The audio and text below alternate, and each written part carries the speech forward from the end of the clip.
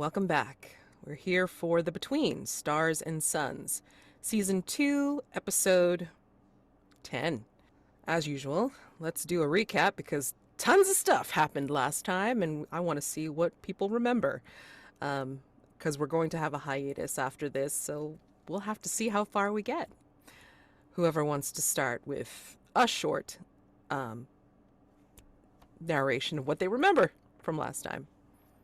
Well, I was possessed by a demon that entire session, so I didn't do much besides be very angry and stare daggers at Liat as she made out with my friend and got her possessed by the demon instead. And I'm like, this is bad, and I need to bring Sir Atticus on board with this, and I still have not figured out a way to do so. So let's see how this is going to be handled today. Well, there's always two sides to every story. And as I recall, I'd set up a bit of a parlay, if you will, with the demon of Kilburn Abbey to just get to know it a little bit better so that we could, take it on as we may. I guess, assume this forthcoming night phase. But, knowing that there was this young creature in the house that was left all alone and with no guidance, I felt it my duty to empower her, really, is what I was doing. So yeah, she is a vampire that's now possessed by a powerful demon. But you know what? A girl can never be too sure in this day and age. And, now she has both the power of Satan and blood magic on her side. And, I think she's going to do okay out there. This villain upsell is just killing me. Keep going. I spoke to a grieving mother who was honestly just hanging out with the wrong crowd, even though the wrong crowd was literally her family. And as she was preparing to tell her story, an old friend stopped by, attempted murder. I talked her out of it. And then I brought La Hortensia back to the authorities. And before I could make my way home, I also had to deal with an omen of the beast to satisfy the darkened threshold. And Atticus is not in the best headspace right now, but feel that the whole demon thing probably is not gonna help things. Last session was Ernest's no good, terrible, awful, very bad day. He went to Bout Club full of piss and vinegar, thought that he was going to be able to charm his way in there, and he did, and it was fine up until the point it really, really wasn't. And he got hauled into the center of the ring while losing most of his clothes in the process, being partially invisible. He gets a lot of shit kicked out of him before he managed to invisibly gather up his clothes in a puff of, I believe it was a smoke bomb of some kind I threw, and escaped invisibly into the night to crawl home to Hardgrave House, lie in bed covered in blood and invisible bruises and possibly baklava crumbs. Okay. That's a lot to process, especially for those that ended up crawling home with bruising of all sorts. And so we enter in this particular day phase. Let's see. The demon has left. I am imagining that Dame Georgie and Liat are still at home. Maybe Liat is getting some rest. Maybe Dame Georgie is stewing somewhere. And Sir Atticus is coming back home or has just come home. And Ernest is plaintive in his room with baklava crumbs. So, I open this up for vulnerable scenes and for opportunities to just have scenes and try to deal with each other because God knows, and just so you know, Sir Atticus, if you're just home, Ragg is still studying your bestiary in your room. He kid didn't sleep? Doesn't look like it. Okay. Cool. So I will arrive having slept somewhere else, just dealing with my own nonsense after the darkened threshold. I imagine Hargrave House is in a decent state. So I'll find Ragg still studying, still reading. And he looks up from the book. It's like, I'm so glad to see you, sir. I mean, a lot's happened. Or at least, it seemed like a lot happened. I stayed here because it, What happened, lad? And have you slept? Have you gotten food? Taken care Oh, of yourself? well, I was not going to go out after overhearing what happened out there. And, like, this is fascinating stuff. I mean, who knew that, like, if you pull some harpy feathers, that, it would actually not be able to fly. As long as they're the right feathers. Yes. What happened? I think the other tough, Dame Georgie, he wasn't himself. And, it seemed like, the beautiful woman had gotten the lady vampire from the room downstairs, and something happened, and it looked like, well, that servant guy, he looked at me and he went like this, and Ragg puts his fingers against his mouth, and it seemed like he wanted me to lay low and stay quiet, and I did, but I overheard stuff. That Dame Georgie didn't sound like himself at all, so I stayed here. I had all your stuff. I mean, just in case I had to pull anything again.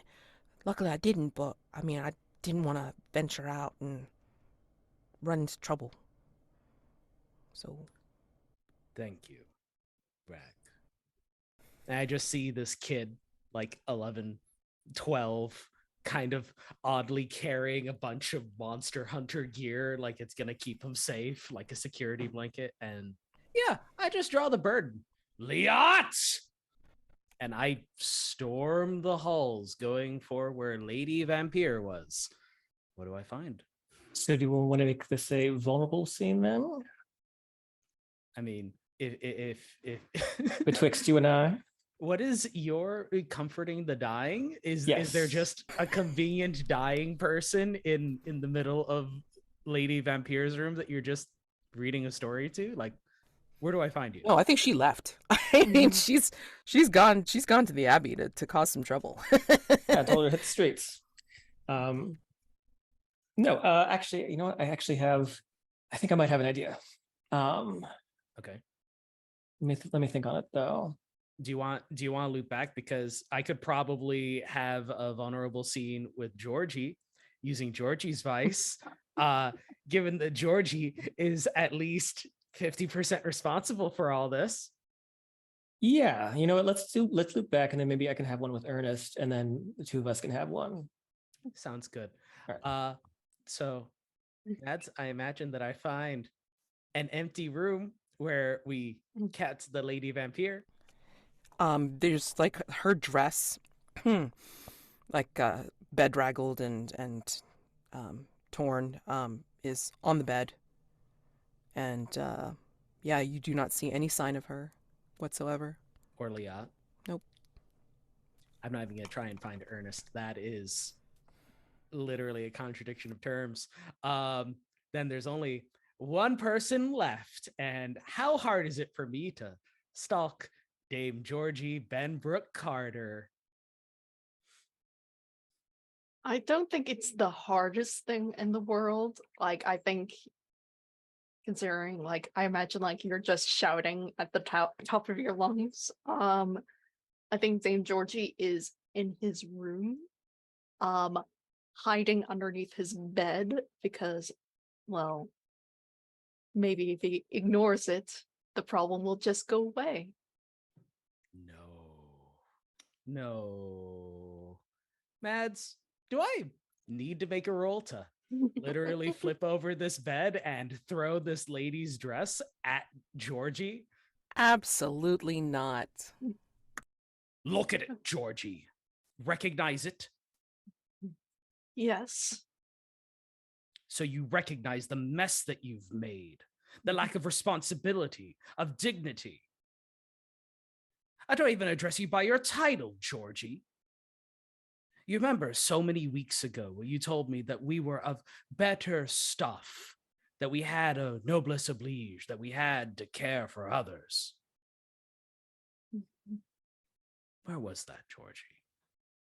I tried. And I failed. Every time I tried to care about another person, I failed them. It would be easy just to say you weren't here.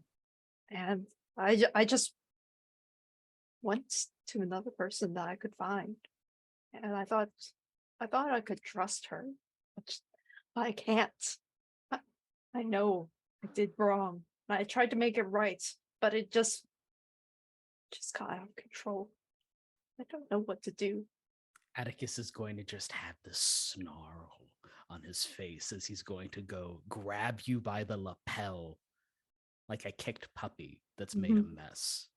Simply say, you do the only thing you can, Georgie. You try again. He'll just kind of drop you there so you land on your feet. Now brush yourself off. Make yourself presentable. We are going out. We are tracking the lady and we are cleaning up this mess. And you will tell me every bit of sordid detail. I will not go in blind on this. Yes. Yes, sir. And you are going to be the one to resolve this, Georgie. Good. So did we satisfy your vice? Yes.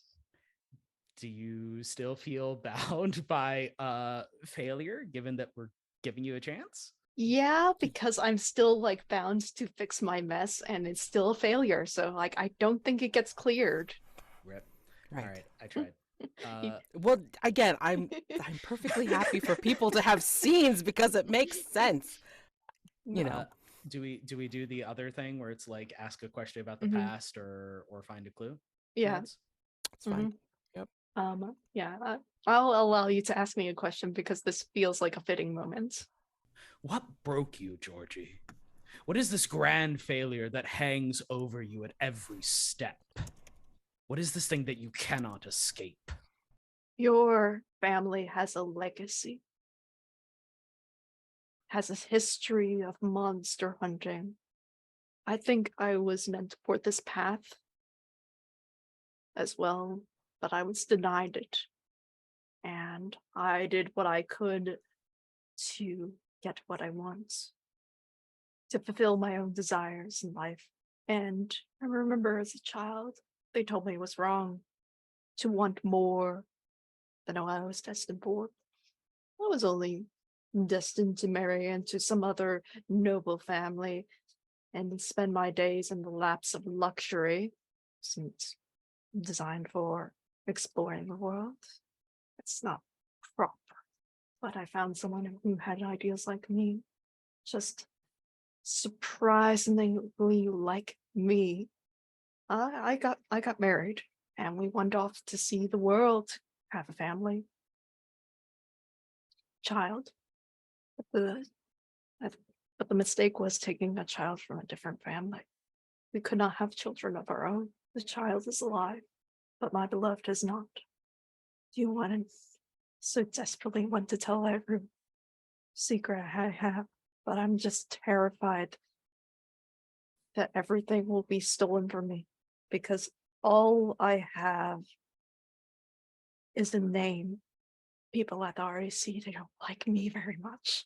I'm tolerated because I know their secrets.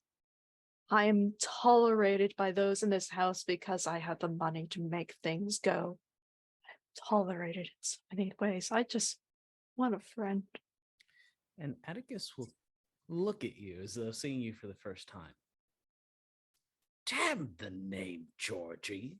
Damn the legacy. Damn the shackles and burden that it brings. If the prestige weighs you down, then shed them. I damn the Wellington-Hughes name in the loudest voice that I can. It does nothing. It has brought nothing but suffering. And if it has done nothing but the same for you, then cast it off. Yeah. I've cast off one name, and I stole a name of the dead man. So what more can I do? Live. Live without regret. Recognize that you've made mistakes and caused pain and suffering, and dedicate yourself to continuing to live your life and make sure that it wasn't a waste. You are not tolerated, Georgie. You are here to do something grand. Something that no one else in London can do. Hargrave House does not bring charity cases. You are here because of who you are, Georgie. Now take the time you need, and I will see you in the foyer. London awaits. Next. Well, I guess this is a question for Sarah. Would you want your advice, or I don't know if you could really do mine. I feel like my vice will be fine as a voyeur. Ernest would be dressed in a silk kimono with no color. It's just all gray with maybe like some silver embroidery and nothing else. So you can just see the invisible forehead grease stain on the windowsill and a little breath forming as he's watching the little match girls run up and down the road. Yeah, I think Liat's in I think she's just in corset and some riding pants with riding boots, and her hair's down. Her chest is sort of covered in jewelry, so it's sort of obscuring any kind of nipplage going on. But I think she's just sort of walking up and down the halls. She's looking around, trying to figure out what that commotion was, and she'll stop and see your door just sort of open, and sees the kimono against the window, close to the window, and she walks back and goes, "Do you know what that was? I heard yelling." Sir Atticus likes to yell. Oh, he is boisterous, isn't he? Uh-huh. And I think Liat's initially just sort of disinterested in small talk, but then sees the silver platter of baklava crumbs and goes, "Oh, well, I trust that you enjoyed them." I don't know if I'll enjoy much anymore, but it was delicious. What's your man's name? Thank him for me. Abdurrahman. And I don't know if he'll be appreciative, but that's not really his, well, he doesn't work for appreciation, for gratitude. Does your bed still have blood stains or anything like that on it? I think that you would see, well, Liat would, upon investigation, notice, but it's not pools of blood. This is like I passed out for a half an hour and there's instead of a drool stain, just where my mouth was bleeding into my pillow, that kind of thing. Well, if you're sure you're all right, I can't really say that. Well, you sound like you're in a state. Should I leave you be? Look at that little girl down there. Her life is so simple. She wants for nothing because she'll never get anything. You got to sort of No, hovers into the door. I am very much in a state. Yeah. I got my ass handed to me at Bout Club. Oh, I'm sorry. No, go on, please. I got my ass handed to me at Bout Club. I've never been kicked this low. Liat just sort of hovers in the doorway, listening to all of this, and I think she'll slowly sort of enter the room, and she'll look over the shoulder of the kimono and look outside at the same girl and go, "You know you're wrong.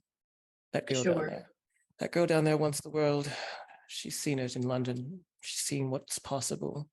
Even in her small eyes, she knows that there's something that's bigger beyond her.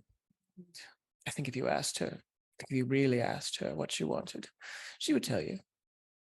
Maybe you'd have to don a mask and a suit, something that she could see you with, but everyone wants something. What do you want, Ernest? For so much of my life, I got everything I wanted. I just nearly needed to want it. And there it was. A violent lust for life, and I wanted to be seen. And now I just can't bear the weight of my fucking humiliation.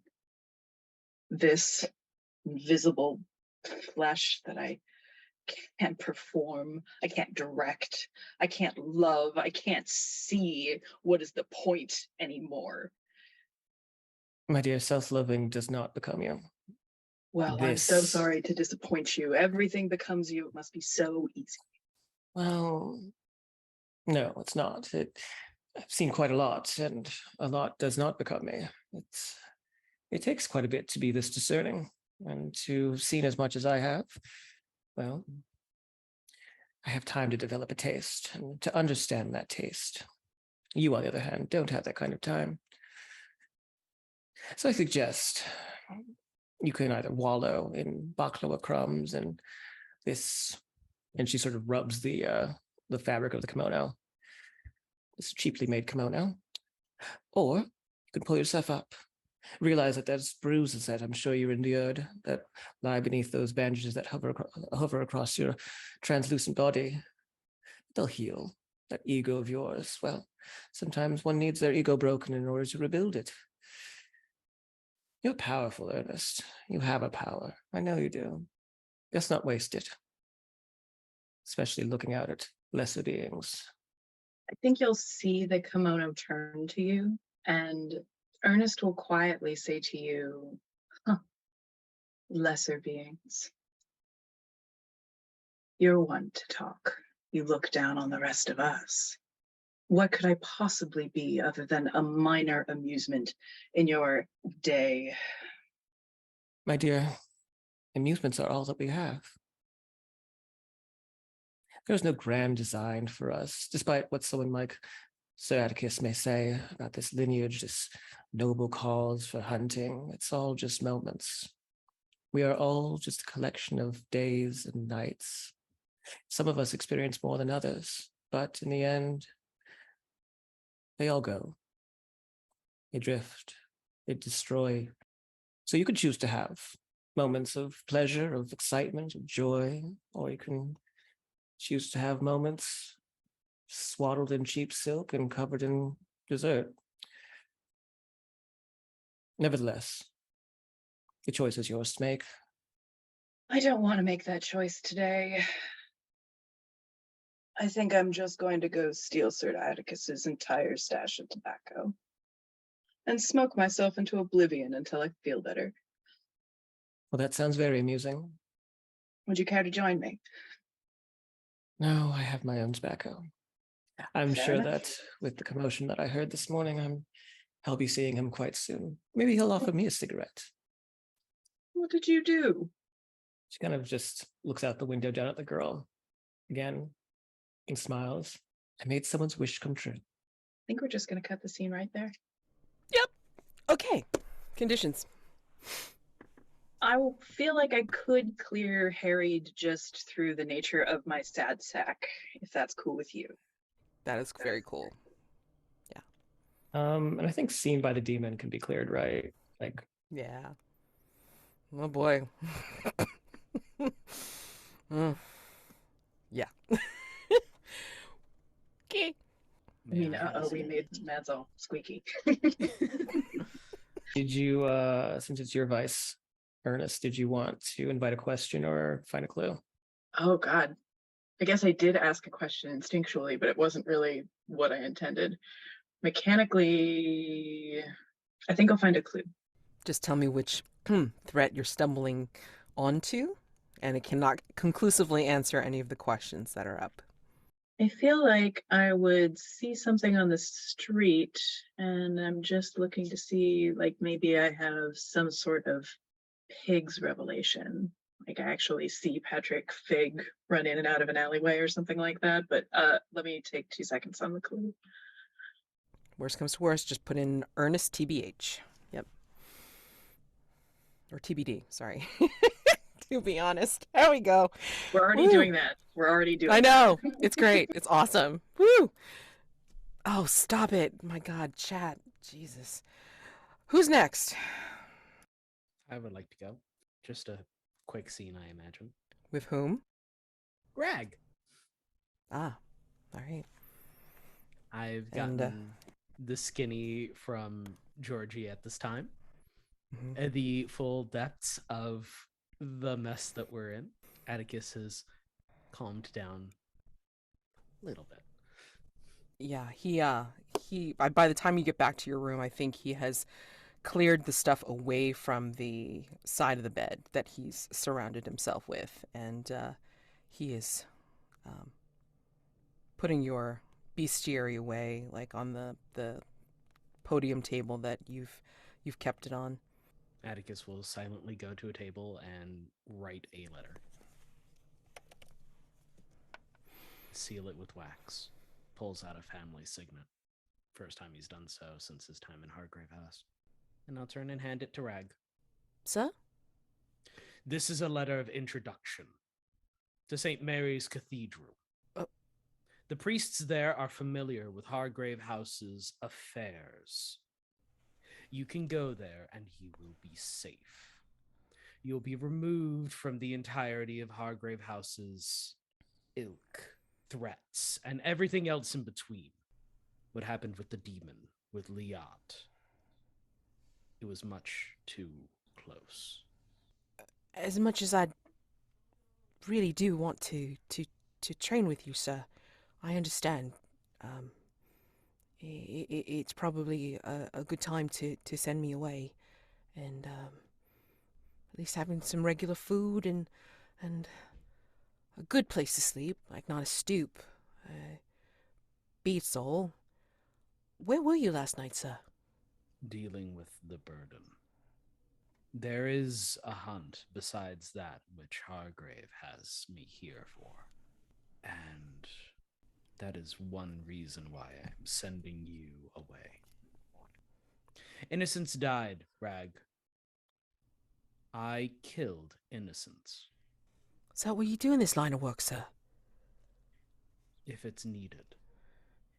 If there is a threat. But you're a monster hunter. You hunt monsters. And yet I would do this thing. Because it was necessary. And I would not have that life for you. And I give you that which I was denied, Ragg. I give you a choice. On the one hand, there is this letter that will, as you say, give you food, shelter, comfort. Given that they're in the know, perhaps they'll even give you training should you seek it. On the other, and I'll extend to him the rosary that he grabbed before with the blade. I have no time for waffling. The decision must be made now. What kind of training do they have at St. Mary's? Clever. I will draw back the rosary and give him the letter. Go and see. Any answers that I give you would either misrepresent their skill, their expertise, and wouldn't be appropriate. So I guess that means I don't get a little one of those then, eh? And it is a belly laugh, the loosening of tension that has been in the pit of Atticus's stomach.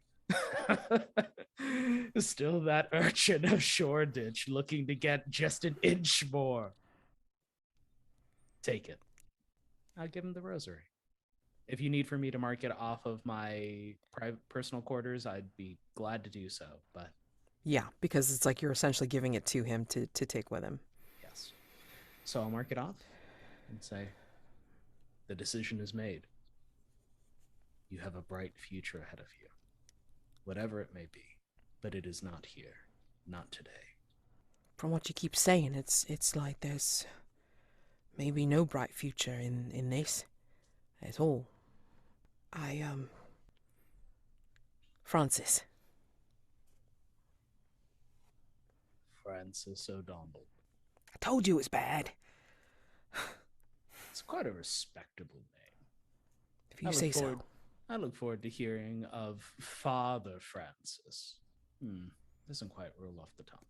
Maybe that's why they stick with last names. If you think they'll accept an old rot like me, then I'll give it a shot, eh? I mean, worst comes to worst, if I mess it up, you might see me back here. If anything, the fathers will be very forgiving, especially for the amount that I promised in that letter.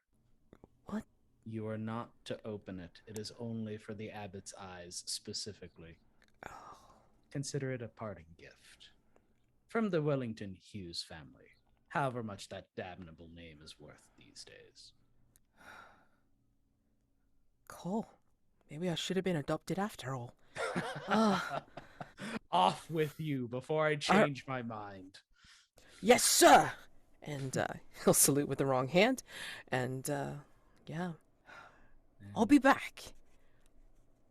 If only to check on you, make sure you're all right. I'm sorry to be leaving, sir.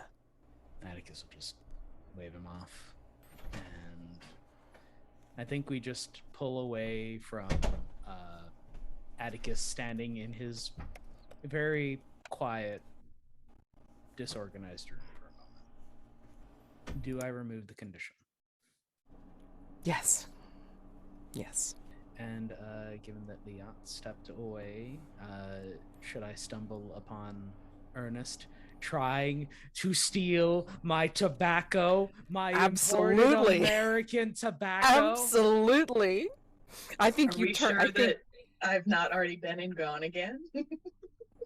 I think it's fun to come back to his room, you know? I mean, how comedic do we want this to be? Like, after this heartbreaking scene, Atticus to just quietly draw his revolver and point it at empty air with some like hovering cigars. I love that. I'm sorry, but I love that. Just go for it. What the hell? Drop it. Well, they'll crush if they fall on the floor, and he'll just like slowly set one aside and put the rest in the box. No. Not to put away. I will put my hand out. If you're going to grab yourself, but one of them. If you grab one, I'm going to need one, and I'm going to light up a cigar. I think that at this point, it should be noted that there is just once again, naked Ernest invisible in your smoking room. It's not the first time at this point. Nope. And honestly, if you're going to grab a cigar, Atticus will light it for you at this point. You'll hear Ernest kind of like wince and a little bit, like you recognize the noise of pain as the cigar moves down to sit in a chair. Ugh. I know that noise. Made it plenty myself after a nasty hunt. I wasn't hunting anything. Two brutes at Bout Club had their way with me, and I barely escaped with my life. I am just having a really shitty morning. Liat is no help. Atticus will restrain the urge to grab his sword and run out the door. He'll find Liat. He can do that. For now, though, Bout Club. And how do you feel? Beaten, bruised, likely shamed publicly. I do not have your lust for it. The pain, the shame. It doesn't feel like I'm in my own skin anymore, which I understand the irony. It just, the layers of the ironic onion of the invisible man not feeling at home, and it's just so gauche. Takes a big drag of the cigar. Well, suffice to say, as curious as I am of this bout club, and as interested as I am in getting revenge for your honor, there are other threats that are afoot. I'm surprised to hear that. Hmm? I mean, I had planned to make off with all of your tobacco and smoke myself into a stupor until, well, dusk at least, but would have thought Bout Club would boil your blood. What has you more distracted? This demon. It could have been Ragg. It could have been the boy. And What do you you saw him, that's been put an end to. wait? What could have been Ragg? What Blood are you of talking about? blood of God, Ernest. Liat tempted the innocent that had been converted by Georgie to be possessed by a demon. Now the bloody thing is going about the streets of London unchecked. A vampire, bad enough. Powered by a demon? Absolutely insane. You can tell Ernest's mouth is open because of the smoke. The smoke rings, yeah. It just Just a gape. I see Liat neglected to mention that in whatever parley that you had with her. It was very nice baklava, and I have no quarrel with her. I don't know what happened because I just got the shit kicked out of me and I wasn't here. And frankly, I don't know if I really want to get involved at all. Then why are you here, Ernest? If you're here to lounge about and eat sweets and delicacies and have every need that you, as a playwright, a person of society, to go and deal with, there are much better places to do it than here. And with the wealth that you probably have, you could pay off people who would ask too many questions about the fact that you're transparent. Atticus, look at me. And you can see the arm gesturing through the smoke towards the invisible frame of me. And? You know very well that anyone in this city would rather kill me than ask questions. There's no amount of invisible coin that I can float past their faces that would make them forget this non-visage. Oh, so you're here out of self-preservation. Aren't we Pray, all? running and scurrying about? As if you aren't hiding from your family, and Dame Georgie's not hiding from their family, and Liat's not hiding from the fucking world. Ernest, my family has been dealt with. I'm not running. I am lying in wait for a beast and an ending to the story of the Wellington-Hughes family. And in the meantime, I thought that perhaps I would spend some time defending London from various threats, various daring do and the like. And I thought that perhaps, given your skill, given your intelligence, your charisma, and your, yes, unique circumstances, Ernest, that you would want to go and give a damn and actually care for someone other than yourself. But no, your baklava and your bruises and your bruised ego. By all means, steal as many cigars as you like if you think it'll help you avoid the thing that you can't outrun yourself. I don't really think that you know precisely who I am, Sir Atticus, and your assumptions of the creative type seem very prejudicious. And frankly, I've had finer tobacco. And I just crush the still lit cigar in my hand and cast it to the ground and storm the fuck off. Good. Wait, whose room is that? Oh yeah, that's my room. It was my vice. But Oh, that's right. That's right. Okay. yeah, no, if Ernest is gonna march away, I mean, do you feel in a mood to discover a clue, or do you want to ask a question about Atticus at this point? I know it's normally my choice. I think it's your vice and you do the thing. Okay. You can ask me a question. Yeah, okay. There you go. I think over my shoulder, I would just angrily storming off, and then like one Yes. more thing. One more thing. I pull an angry Columbo, an angry invisible Columbo. Uh-huh. I think Ernest would, over his shoulder, pointedly ask you, while you may feel superior, and in fact, while anyone else in this house might feel superior to me, I at least know precisely who I am. Atticus, what on earth are you going to do when there are no more monsters to kill, and you have only yourself left?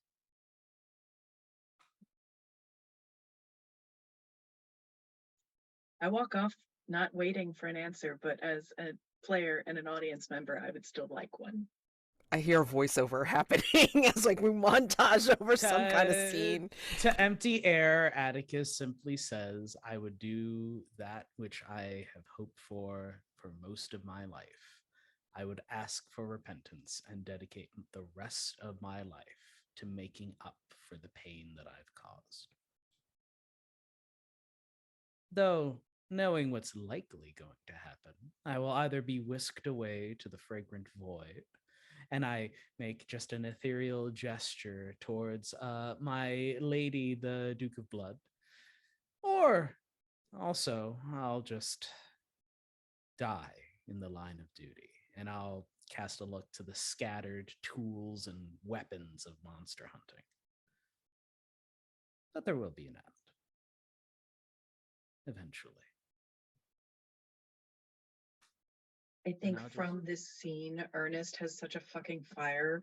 Now he's pissed.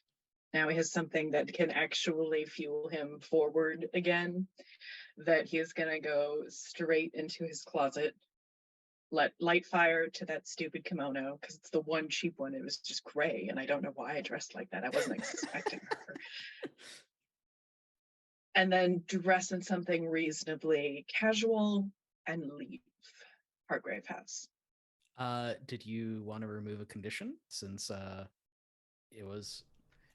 I was thinking early on in that conversation that we could like trade swapping bruised recipes of like, oh, this unguent is great for whenever, but we didn't connect like that. So Oh my god. Would at this point, I'm maybe going to make the argument that deja vu has been hanging around, like he's been seeing little skitters of like multiple match girls, even though it's the same one. And the fighting last night, it was like double punches. Yes. And I think this rage and this clarity of like fucking fine is now kind of gotten my head straight. I would like to try and clear deja vu. That's great, because I mean, like, I figure like at this point you are severely grounded. I mean, you're very present of, this is pain, damn it, I didn't expect this shit. Yeah, I get it, so that's perfectly fine. Well, actually, we are past the hour mark, so I mean, like, since Jack's not back yet, let's go ahead and take a 10-minute, and then we're back at the 22 mark, and then hopefully by then we can see the shit really hit the fan. Sorry, I don't know why I'm excited about this, but I am. See you at the 22 mark. I was excited to get Ernest out of the house for this, because as a player, I'm very excited to watch. Oh, sure. No, absolutely. It'll be great. So, Ernest has gotten dressed and ready to go out, and Dame Georgie is waiting in the foyer. Ernest, it's been a while. Well, if you want brutal honesty, which is apparently what everyone is dishing out today, I didn't really feel comfortable socializing with someone who wanted to drink me.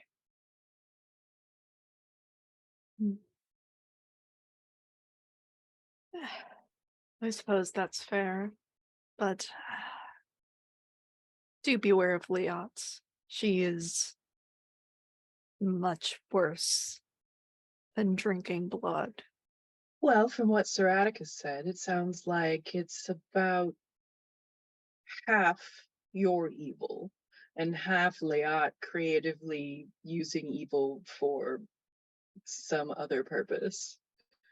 And nothing to do with me.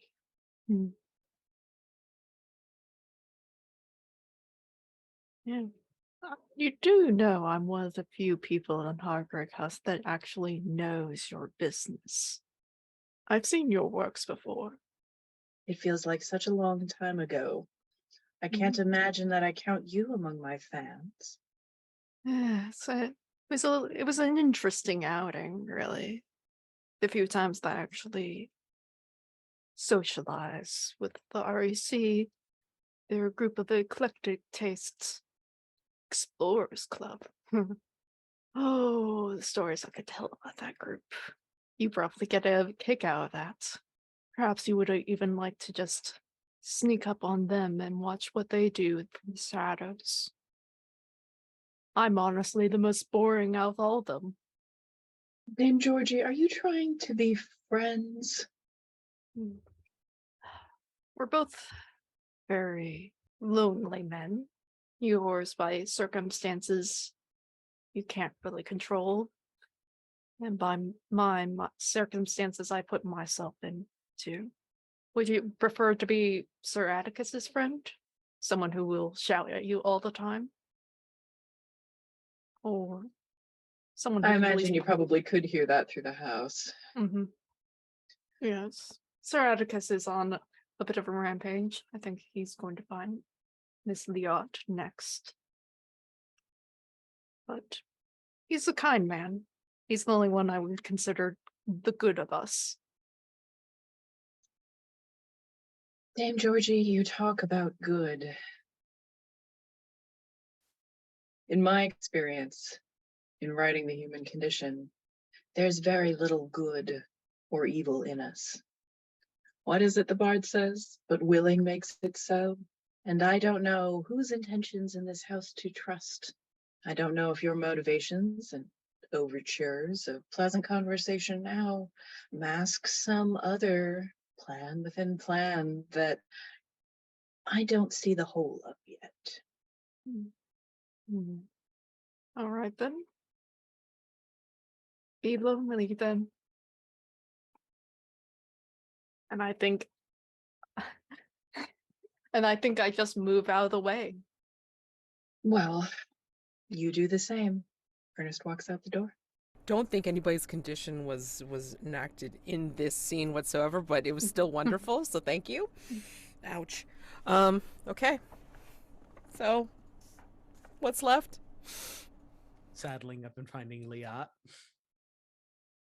Indeed. I was thinking my concept, and I don't think it's going to work with the guidelines of comforting the dead or dying, rather. So I think maybe your cigarettes would probably be better, or smoking rather would be a better option there. Maybe you didn't finish your cigar yet, Sir Atticus. And Liat just literally walks into the lion's den with Atticus there smoking the cigar. Oh, you got to come to this den, baby. I don't come to you. Sure. Why not? Kick the door down. Oh, Yachts. What does the doorman do? Well, I think if Atticus is really kicking the door in, the door swings open. I think that he's helping to dress Liat, who's already changed from the pants and the corset that she was wearing earlier. I think at this point now she's got this like sort of blood red sort of silk taffeta dress on that sort of shifts color in the sunlight to black. It's actually probably more Victorian than you've ever seen her before, but her hair is still sort of getting done up into braids and all these sort of coins and the sort of headpiece that she tends to wear. But as he's sort of tightening the corset of this dress, I think he just looks over, and without even looking towards you, I think Liat's still sort of admiring herself in the mirror, sort of pressing down her skirt and saying, you can knock. Can you stop fawning over yourself like some sort of Greek sculpture and take account for what you've done? Dare you? If anything, I'm much more of a Syrian. And when she says that, she sort of waves a doorman off, and she goes to her vanity. I think that there's like a sort of like a, I don't know if you've ever seen them before, but they're these sort of like, they're these cigarette holders and lighters that if you pull one out, they sort of like, or if you press a button, they expand, and it's sort of like a flower. And she presses it, pulls out a cigarette. You have a light? Atticus isn't lighting your cigarette.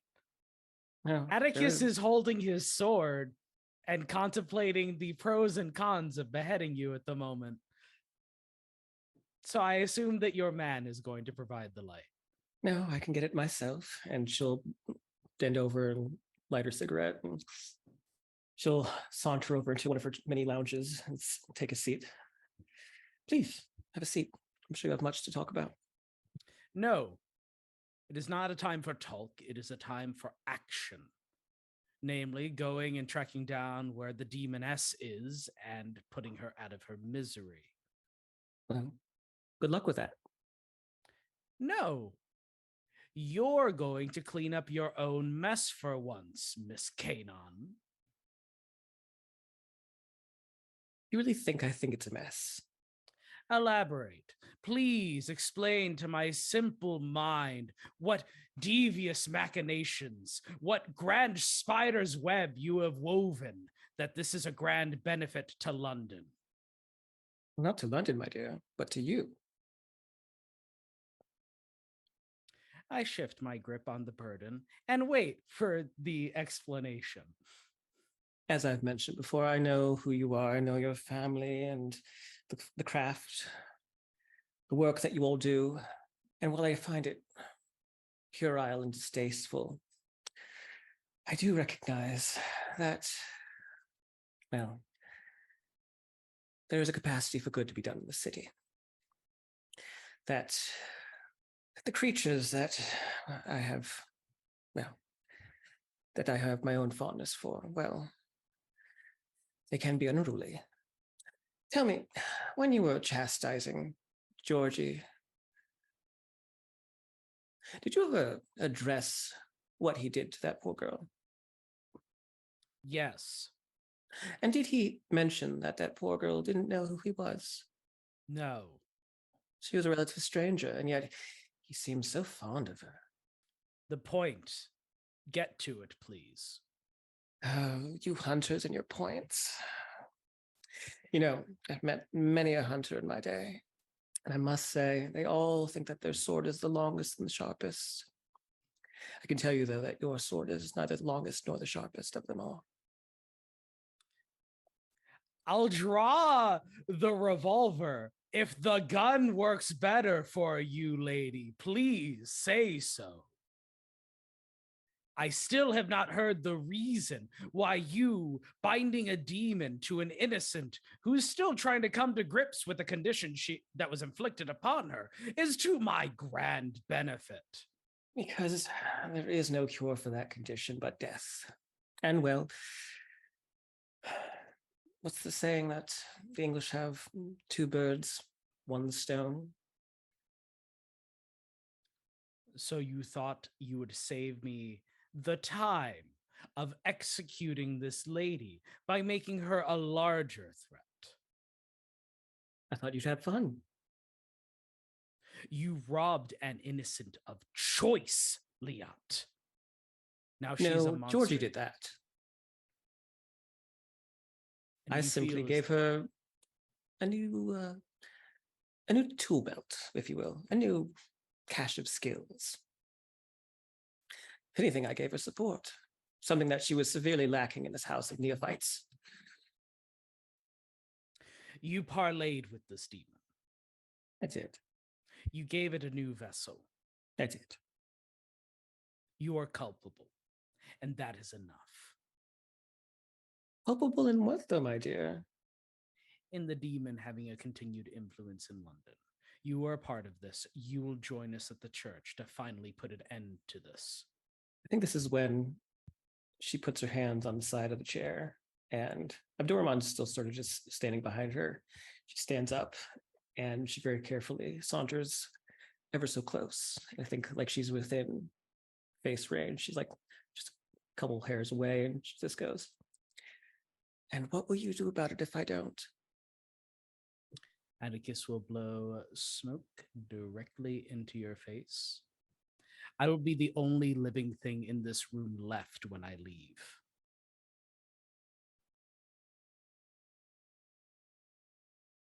Can I show you something? is a Durban's corpse? Because I'll be more than willing to arrange that one shortly. Funny enough, yes.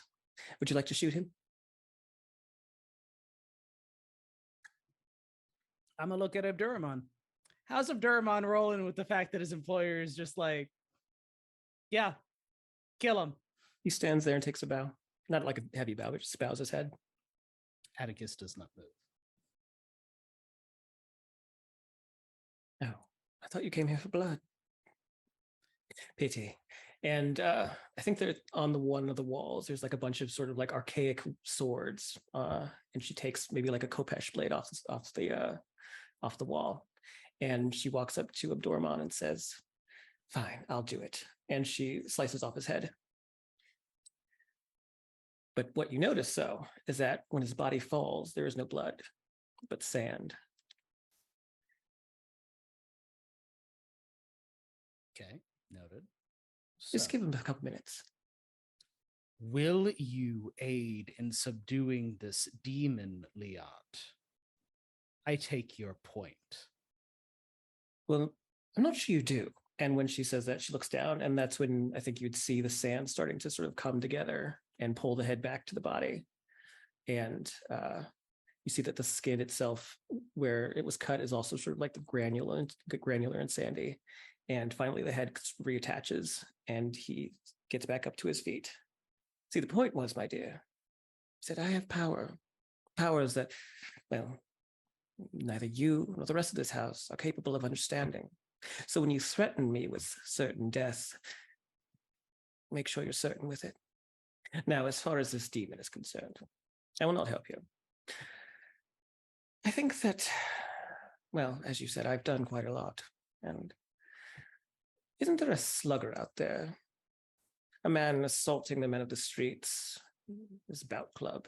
I mean, you saw Ernest, didn't you? He was in such a state. I figure perhaps I'll go help support Ernest in this time of need. He really could use the support. Take Georgie with you, though. Teach him a lesson. Atticus will consider, and he will step aside.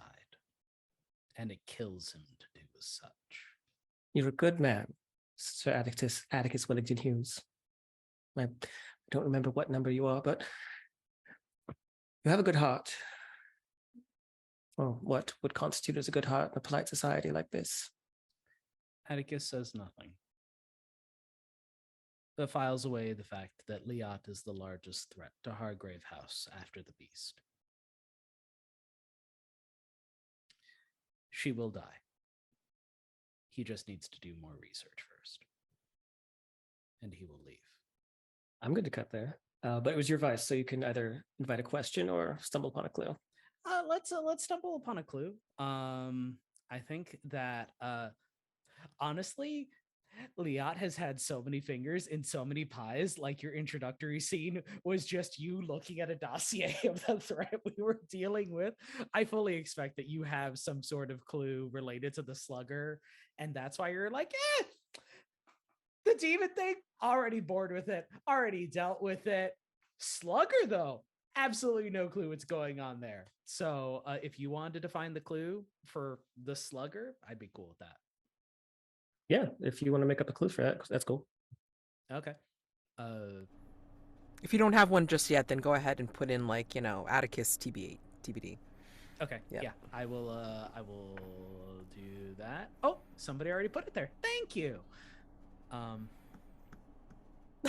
Oh, yes. How did this turn into a terrible roommate situation? I don't know.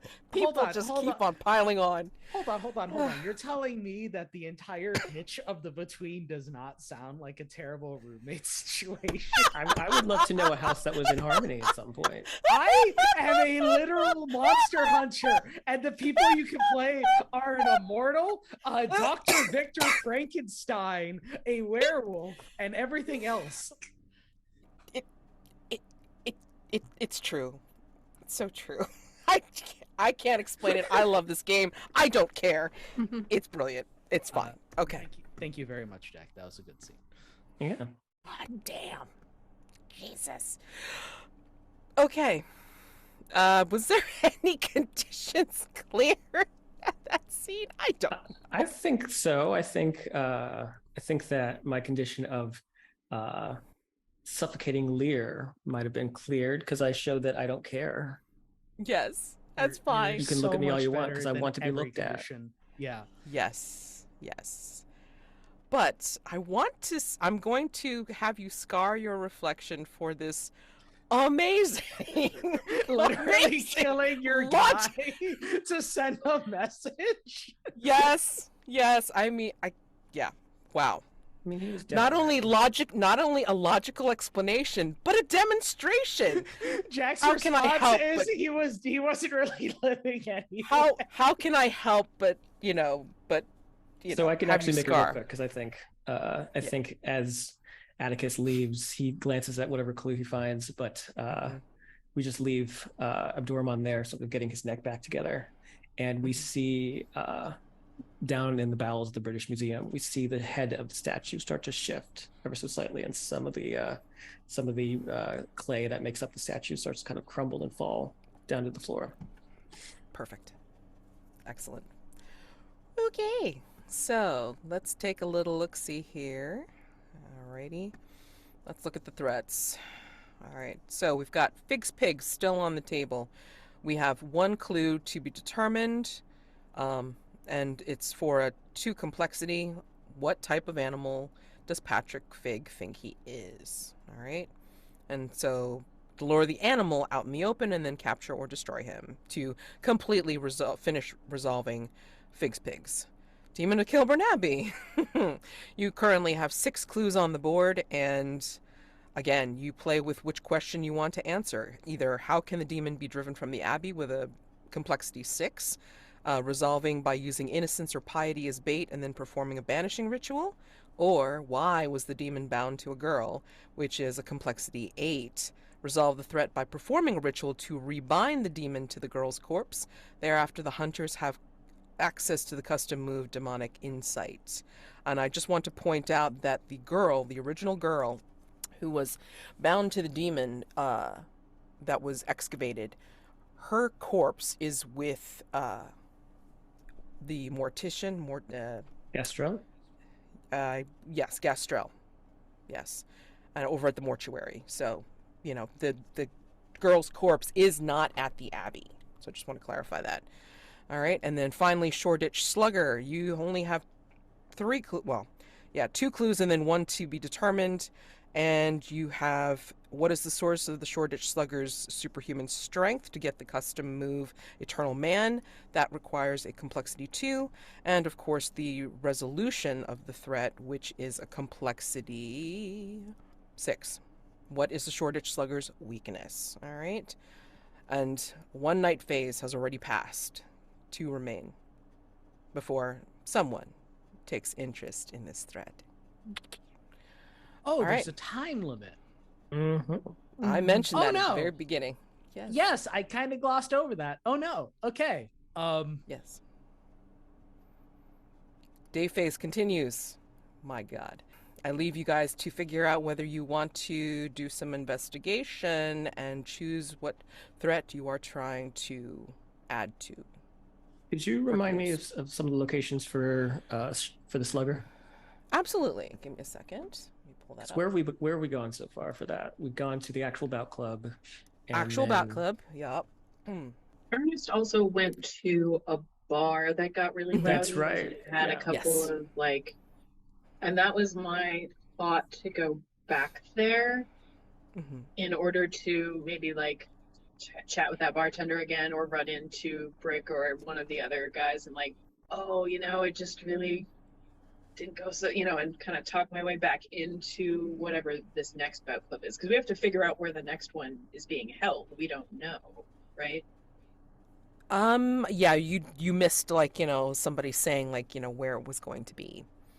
But you do have a really major clue about where it could be. Women are magically repelled by the bout club. Ooh. Yeah, so to be honest, I mean, it's a disreputable pub, a bout club meeting, and another bout club meeting. Okay. That's what's listed.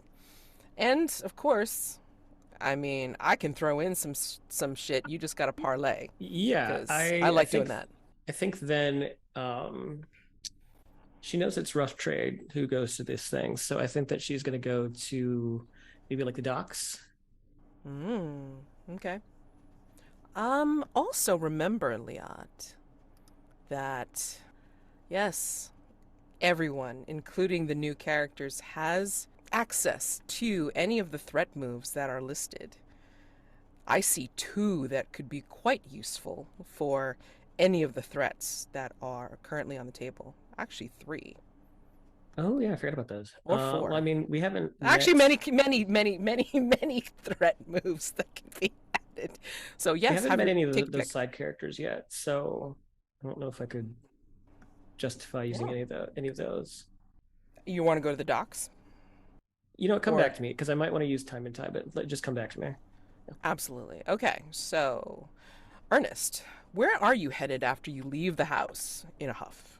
I'm heading to a disreputable pub. Okay. Is it going to be the same one, you think?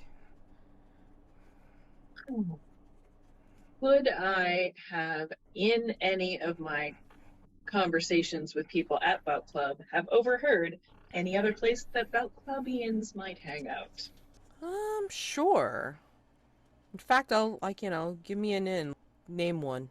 Because remember, these like from all Mhm. classes, and could be anywhere from working class folk to middle class merchants, and you name it.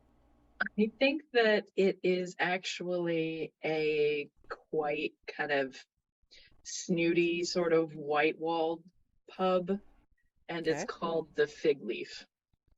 Okay. It's got the classic, white pillars, brick exterior, wooden swinging sign.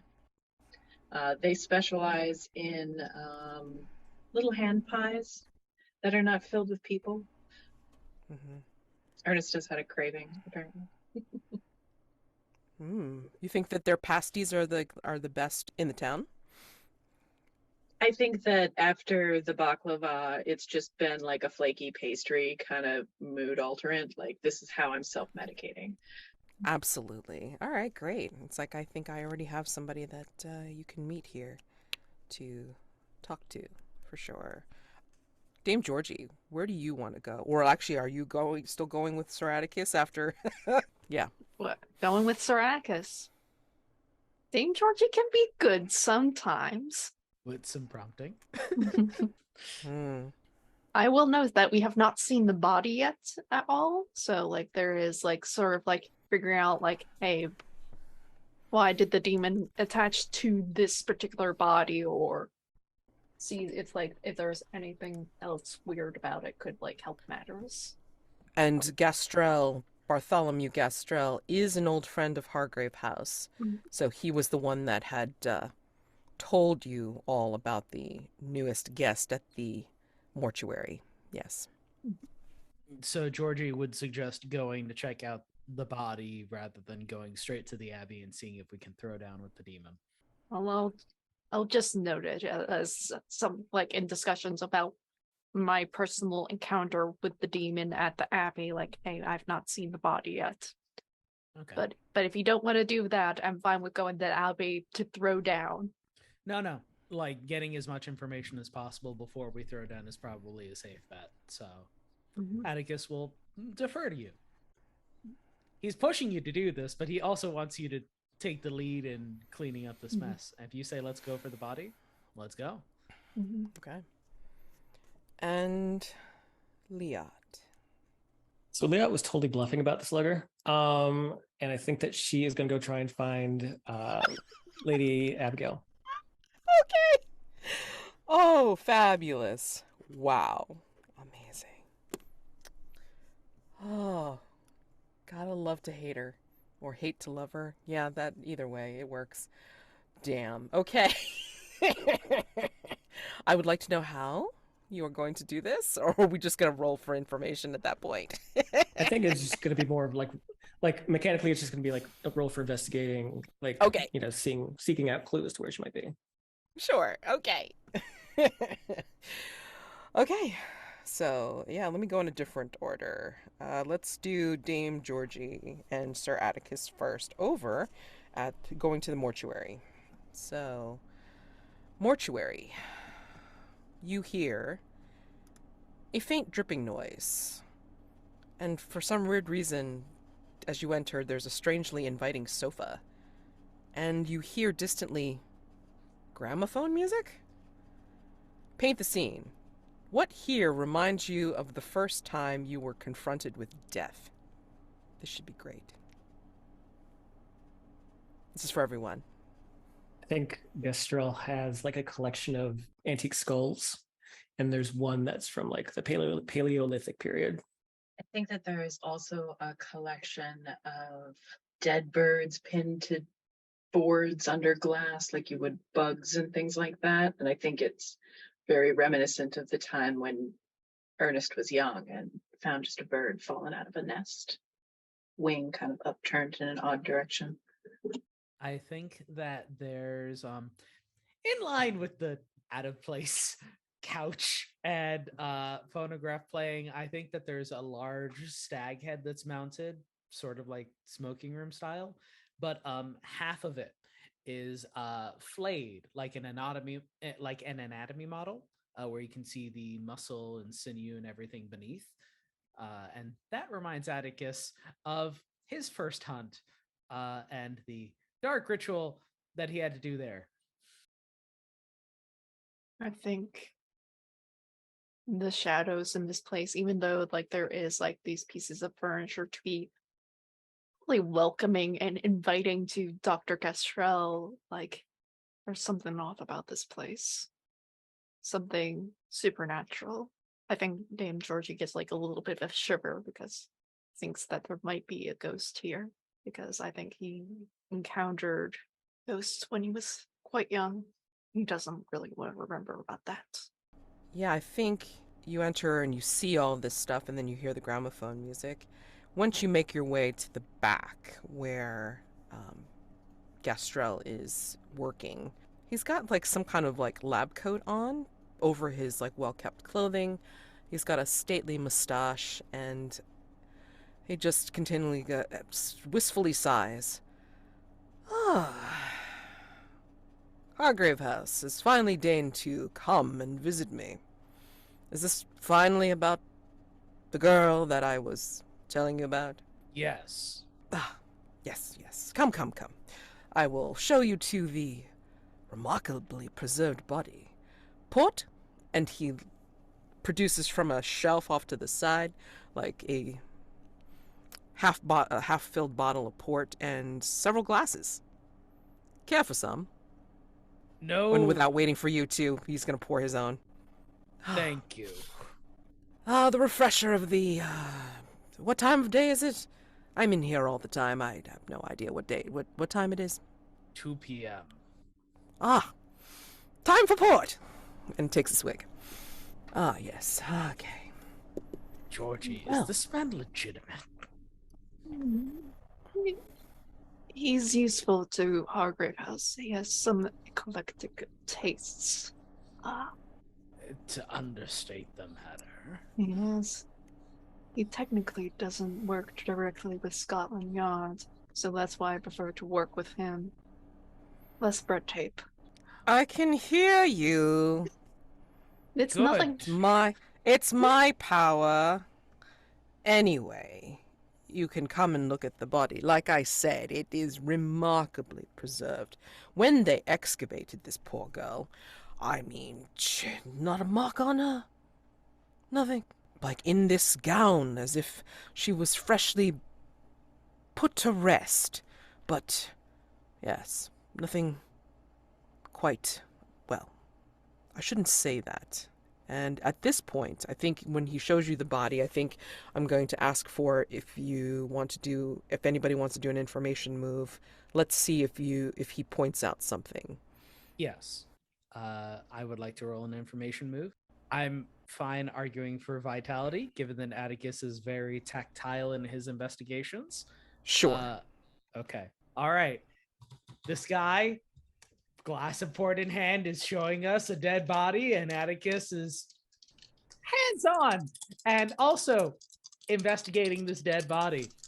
Holy, that is double sixes plus Oh a my 3 God. for a total of 15. Holy sheep shit. Okay, so that. Oh. Sorry. God. Wow. No, don't be sorry. That's a wowza. I Okay, hold on. And the Mastermind crew. Mastermind is involved. I did not honestly expect Atticus manhandling a cadaver to be like, yes, this is his element. This is the moment where Atticus comes through. I mean, Jesus. Okay, hold on. So he's gonna start pointing out some stuff on the body. Okay. Oh. So yeah, what you end up finding on the, or what he points out on the body, is that yes, remarkably well preserved. And she was, I mean, it's a basement, it's underground, it's damp and moldy, but yet look how set she is. Except for this. And he will point out that the dead girl's fingernails are chipped and broken off, and the skin underneath is crusted in old blood.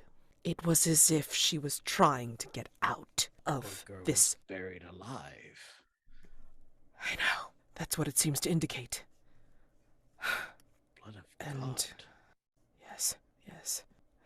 Sin. Wherein lies the origin of sin, my friends? And he's getting like strangely serious as he's sipping his port and pointing out these things. And the laws of a heavenly Father? Or is sin a prison built by our very own hands? This demon may have been hell-sent, or spawned from the darkest corners of our minds. Who's to say? Swig a port. Another thing that I have actually found, and he will point this out, give me a second. This is a rather grisly clue, if you want to call it this. I had several bodies here at the mortuary that day. And this was something so odd that I had to give it its own drawer. And he will bring you to a separate drawer, like that's like off in the corner. Mm-hmm. And he will show you what looks like a head, like just the head sitting in a drawer. That's like a corpse's head. But then, you know, he will turn it over and he will say, "This was the strangest thing that I had ever seen." And he will say, on that day that the girl's body was brought, it cracked open on this side, and he's showing you as he's telling you. And inside the crack was the ugliest duckling you ever saw. Because... Excuse me? Exactly. Swigaport. What I saw, the reason it was the ugliest duckling I've ever seen, is because it looked like, as he turns it and then he shows you, the duckling bears the face of, give me a second, sorry, I have to double check something. It has a non-duck face. It has a non-duck face. I will say that right off the bat. I mean, it's already not an attractive face to begin with, but you will see that the duckling has the face of, I think you'd recognize it, Dame Georgie. It has the face, the features of Abbot Claudius. I don't know if you tell. Duck with the Atticus. face of an old man. This is absurd. Exactly. Another swig of port. And I have never seen anything like this. I would actually take it to the medical journal, except even with my own eyes, I don't even think I believe it. Okay, man, I would gladly take you on that glass of port that you offered earlier. Splash. As he's doing that, Georgie, what do you make of this? Well, Absurd. It's a duck in a skull. Blood of God, what are we supposed to make of that? it must be the work of her doing. Her very interest. Wonder if she's following me, or am I following her? Atticus is gonna take the glass of port from our new best friend, take down the whole thing in one, like a savage, and just say, well, I do recognize the face, however. That is Abbot Claudius, the one that's working at the abbey where they found the girl. I do not have the wisdom, the intelligence to even understand or begin to comprehend what a duckling with the face of the abbot could possibly mean. But if you think it is part of some great dark conspiracy, so be it. I just need to know, Georgie, is this going to help us deal with the demon? No, it can be ignored for now, but I don't think it can be ignored forever. One I thread can't imagine you ignoring it at all. I mean, this is just... I keep it here to... It's a wonder that I will be staring at and puzzling over to all my days, or until this corpse head falls apart. What do you intend on doing with this? Are you going to... The duck? You may keep the duck. We have no interest in the duck. Not the duck. I'm talking about the body of the girl. What do you plan on doing, man? We are going to go and pursue the demon and see if there is a reason why the demon is found to this girl. There is some truth to this entire... Atticus is going to look at this oddly well-preserved cadaver. Travesty, shame, horror. Yes. There is reason behind it, and we will resolve it. But we have work to do. Otherwise, there will be another cadaver that you need to deal with. One of a lady. What? Who else has died? Well, bring them on then. I mean, it's not the first time that I've conveniently lost a body for Hargrave House. I mean, you give me fascinating things to look at. And he kind of like we gestures a little bit to the door. Raise a glass to the small duck. I provide a service. Just wish I could write up more of these into the medical journals, but I don't even believe it, so how can I even support this? You can feel free to write it. If you find someone to believe them, please forward Hargrave's information. We could always use more help. Although that strange squirrely demonologist seems to find stuff like that fascinating. Maybe he's compiling some sort of collection. Granby? Yes, Granby. Yes. Yes, that probably is a good lead to follow up with. Thank you, Bartholomew. You are welcome, Sir Atticus. I mean, please finish your drink before you depart. Don't need to tell me twice. I'm gonna tell the rest. Toast you again. Full swig clears the glass. I think as we're downing the glass with the drawer in the middle, does Georgie have like a final closing comment on this whole mess? Or do you want to look at anything while you're here? I think I'm looking at the body because I think I do have senses that Sir Atticus doesn't, and the body hasn't been decomposing. No. Does that register as true to me? The question You mean like as a true fact? Yeah, like as like, is this an actually dead body? Yes, it is. It is an actual dead body, but I mean, she is again not aged, not decayed, nothing. No decomposition whatsoever. Go ahead and roll an information move.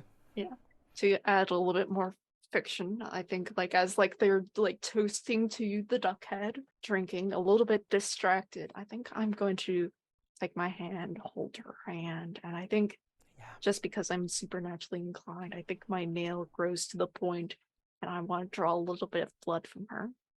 Okay, go for it. This is probably with sensitivity, I imagine. Yes. That's fine. That's a 9. Okay, good. I'm going to give you your clue and I'll give you the complication afterwards, okay? Or like after I switch to Liat. I think as you're drawing this, you're drawing blood with your nail. I think you realize that as the skin unfolds, like showing you the inside of it, I think you start seeing what you recognize as arcane symbols painted inside her skin. Oh, Like you no. recognize these symbols. You recognize these symbols from like when you used to talk with Sir Anthony over at REC, and that's why you know that you recognize them as arcane. Again, these would be things that you would contextualize when you finally answer the question, but I'm just giving it to you as arcane symbols painted in skin. I will note, I think that may be doubling up on clues because we have is it? arcane I'm sorry. symbols painted on skin. Okay, I knew I should have checked it. Sorry. Okay, never mind. Whoa, Georgie, skin is double-sided. We could have arcane symbols on both sides. Yes. Will we be able to answer the 6th question tonight? I'm hoping. Hope? We'll see. I mean, we clearly have enough for 8. We No. Yeah, right? Oh my god. No. I want to destroy the demon. Yes. All right. Well, to make it, I'm sorry to try to like shoehorn this in because I want to make it fit the fact that you're actually looking at the body in this way. I think you see inside her skin, instead of the arcane symbols, you're seeing a cross turned upside down. And then as soon as you see it, then like the blood wells up in that wound to just obscure it. All right. Let's go over to Liat. Are you on the go as you search for a trail for Lady Abigail? What do you mean? Are you like, are you? Oh, am are I you hitting the trying road? to- Yeah. I'm Yeah. Me and my man, we're heading out. Okay. Because I just want to try to understand like how you're trying to find Lady Abigail's trail. She said that she was going to go to the abbey to make some fun, and so I'm going to go see if she had that fun. Okay. All right. So back to the abbey we go. Yay! Back to the abbey. It is daytime, but there is some shadow. Like as you both enter the gates, as you come onto the grounds, like on the cobblestones, you just see this weird. If this was like through the camera, like a filter, like it would be like blue or purple, something that would just be dark.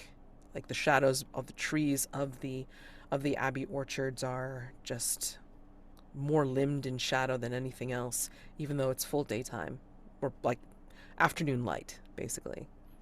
And you see maybe 1 or 2 monks around, but they're not looking very healthy per se. They look like they've been up for quite some time. No sleep. Their eyes are sagging and deep set into their heads, and they go around with this gaze of being preoccupied.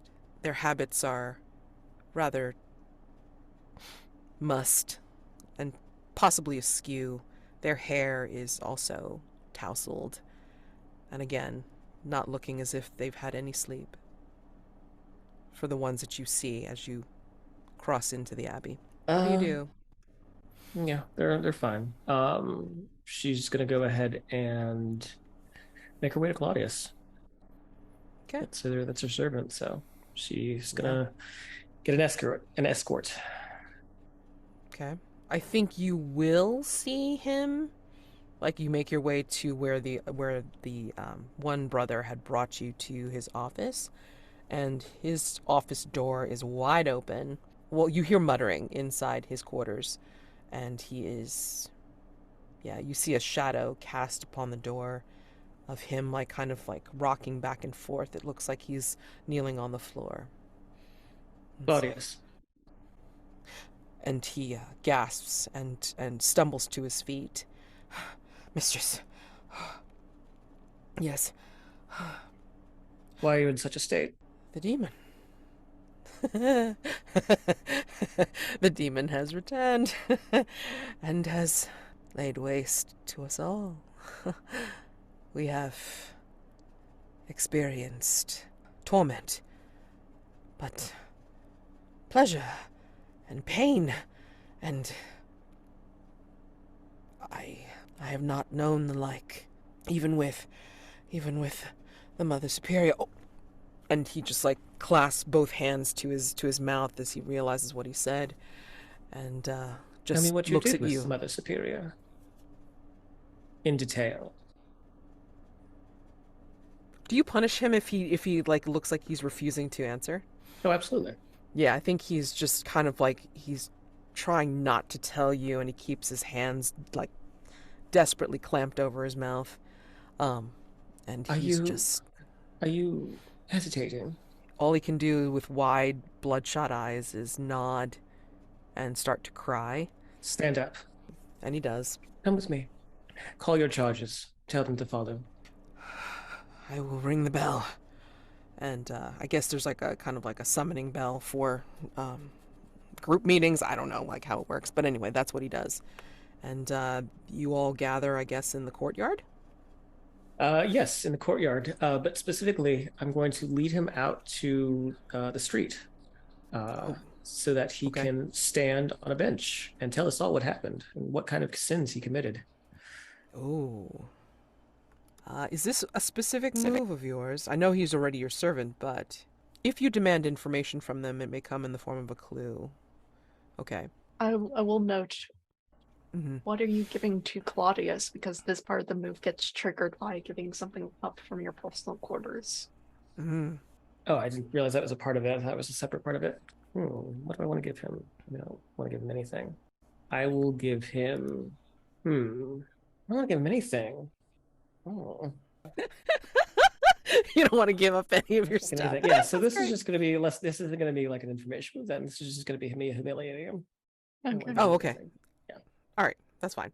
Okay, so yeah, like I think said, he- yeah, like I said, Liat said to tail, but obviously, if it's racy and crosses the letter veil, as players, we don't have to cross that. Yeah, I think we're just gonna like just say that he is standing there shivering but hunched over, as he details his quite body and racy sins of the night to all of his monks, as well as the people that have stopped to look agog in the streets, like, what is going on? But they're listening because that's their human nature, I guess. Curiosity, and yeah, there's a wreck in the street, and it's Abbot Claudius. So yeah. So as he's spouting off the the sordid details, I will turn to another monk. I think what was the one that I met earlier? Brother Elijah. Yeah, but I assume that Brother Elijah's out there. Yes. And I'll turn to him and say, "So have you seen a young woman, lavender dress, pearls, apparently just traipsing about here?" Yes. Again, all of the monks look like they've had an exhausting night or no sleep whatsoever. And I would like to do information with him, but sure. He's going to say first that, yes, she had come in the middle of the night saying that she was going to donate to our fine abbey. And she promised a fine sum, but she also asked us for favors to earn what she promised, and we all could not help ourselves, and we felt her voice in our bones, in our very center. And he trails off. Information move, please, with... You want to use presence, or you want... Yeah, presence. Yeah. Okay. It's going to be a big old 13, baby. All right. Goal. Yet another one. All right, great. And I imagine you want me to scar my reflection for making the abbot publicly humiliate himself. Yes, please. Holy crap. Oh my god. Woo! All right. So, yeah, I think for your 13, amazing. No, god. No. Oh my god. Okay, great. Oh, there's two very, very cool clues, and I don't know which one to use, of course, because spoiled for choice. But I'm going to say that in this case, he is describing an act of complete debauchery and sexual congress. I mean, like, however racy you think it is, it's probably racier. And he was saying that she was requesting all of these favors unto her, and she was also dishing it out as well. And then part of the ceremonies was a censer that they had, of course, in the abbey.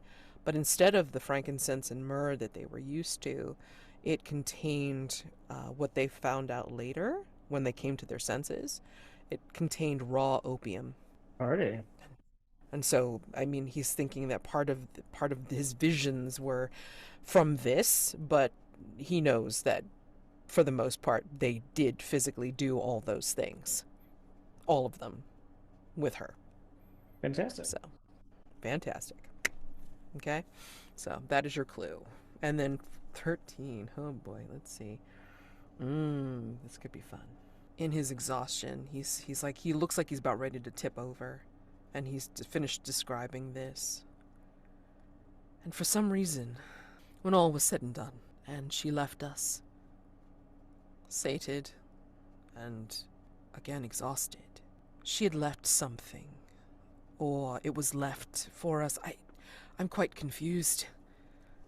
And we found this on the altar that was not the altar.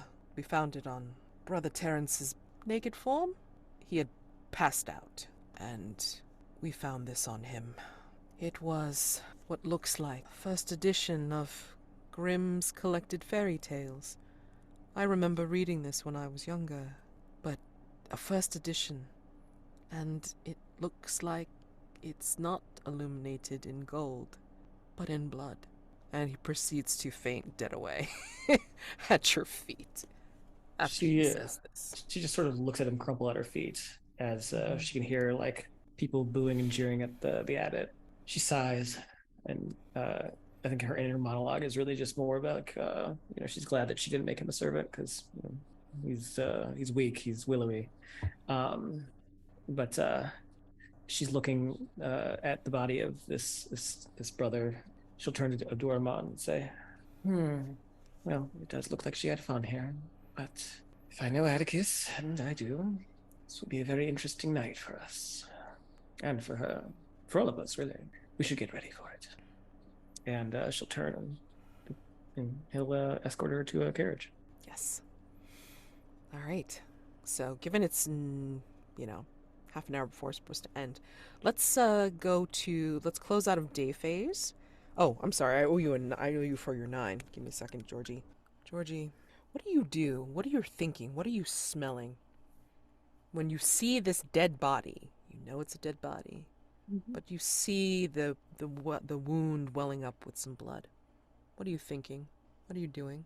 I think this body is just so fresh, but the blood almost feels warm to the touch. No, it's not warm. It's hot. It's boiling. It's not natural. It kind of like hurts. I'm not sure if it even is blood. So, what does it smell like? Brimstone. Take the condition Hell's Blood. Oh, nice. And we are now closing out of day phase into dusk. Dusk phase. Playbook. Custom moves. Resolved during dusk phase. Okay. Hello. Hello. How are you? I'm okay. How are you going to be? That's the question. Very worried. Time to roll Cosmic Passage with a +1. That is a 6. I would like to mark a mask, please. Yes, please? Yeah. What happens if you don't mark a mask again?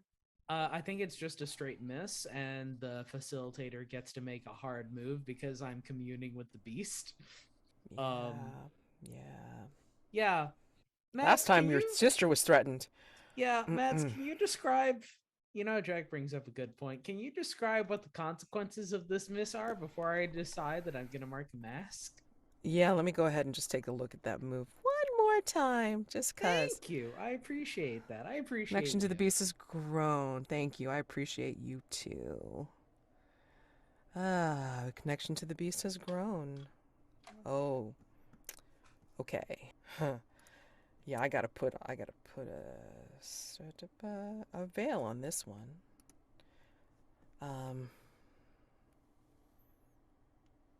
You are thrust into the beast's mind's eye again. This time you're smelling things. You're not seeing necessarily. For some reason, the vision is dark to you. But you can feel cobblestone under your claws and paws or whatever appendages that the beast has. You can feel stone. You can feel wood, maybe, as it's making its way and padding its way to its target.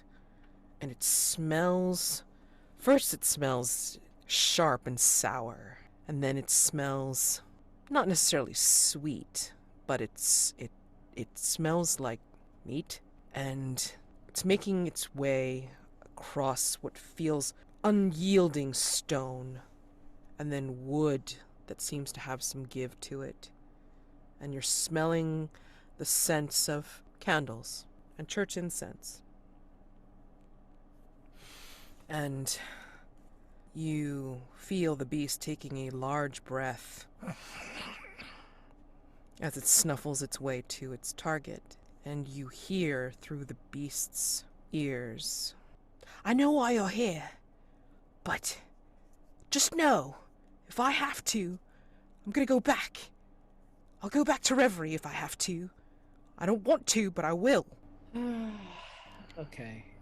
Can I mark a mask of a threat in response to this miss? I don't know if I can let you. I don't think you can. I think you have to use one of your I one will of have your to own. use one of my rapidly dwindling personal masks. I'm fine Yes. with that. Okay. Okay. Yeah, I think you can only use a threat mask if you're actively investigating it. You know what I mean? So. Then I will mark a mask of the past. Okay. I'm Given so sorry, that- honey. Hey, it is what it is. I No, I don't. That's the I'm thing. feeling I don't. I'm feeling the tight grasp of what some hunters felt last session. Cool. So that leaves me with the bloodthirsty condition. Yes. But I believe I still get advantage. Hold on. Yeah, I still get advantage on my next roll. I'm just Yeah. very, very murder hobo-y at the moment. Oh boy, this will be great. Oh my god, this is gonna be great. Oh my god. Murder hobo it is. Oh lord. Anybody else got anything for dusk? Oh god. Nope. Okay. Alright, paint the scene for Hargrave House. This is the one thing I realized that is so confusing about doing 3 campaigns and 2 seasons. I don't remember exactly if I marked some of this stuff off or not, so let's see. You know what? Let's do something completely random. Let's do the conservatory. A former hunter in residence turned out to be the legendary killer known as Roger the Reaver. This, the conservatory, was his favorite room in Hargrave House. Looking around, how do you know that? And the conservatory is different from the gardens, right? Yeah, the conservatory is enclosed, so it's an indoor room. Gardens are outside. Yeah, think of a greenhouse, but with potted plants. There's a little shelf set up, and on the shelf are little wooden figurines, and they all look like little humans, but they all look different, just very slightly different, even in their sort of crude way. But they match the exact number of victims that he had. The pots of like the plants that are here are pretty large for the size of the plants. There's like a variety of all exotic like ferns and stuff that really needs heavily fertilized soil. Typically stuff that you wouldn't really have in London, but for some reason they've been growing well. So you say killer like a serial killer, I imagine? Yeah. I'll go a bit macabre. I think that there's a number of pots that have just human skulls, just kind of the top has been hewn so that the plant can grow outside of it, and it's just kind of plopped outside of just a terracotta pot.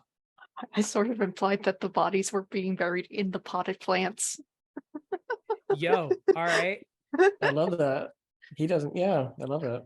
No subtext. There's only text. No, exactly. I I love love it. this version of Roger. Okay, so before we go into what you're going to be doing for night phase, I imagine that people want to answer a question. Perhaps. Yeah? Maybe? Kind of? Perhaps. Sort of? Oh dear. Okay. Maybe. I mean, what do you got? You got like one clue that hasn't been determined yet, so we can't do that one for Figs Pigs.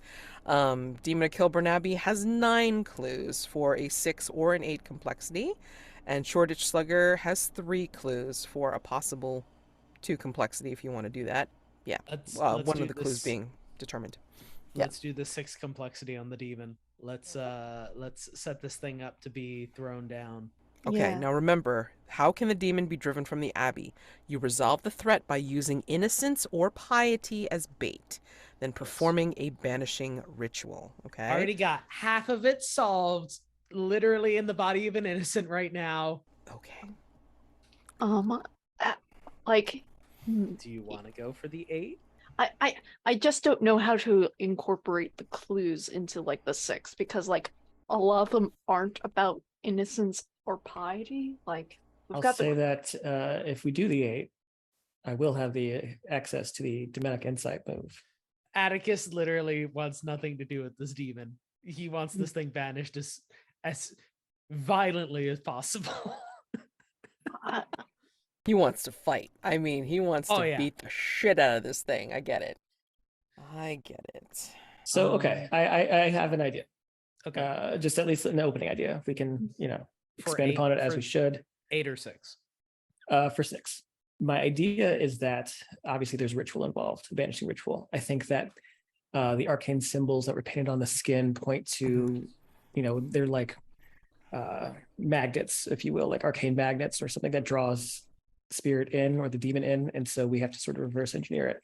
I think the intimate late night meetings, I don't think the abbot and the mother superior are important to that as much as the time of night, the late night.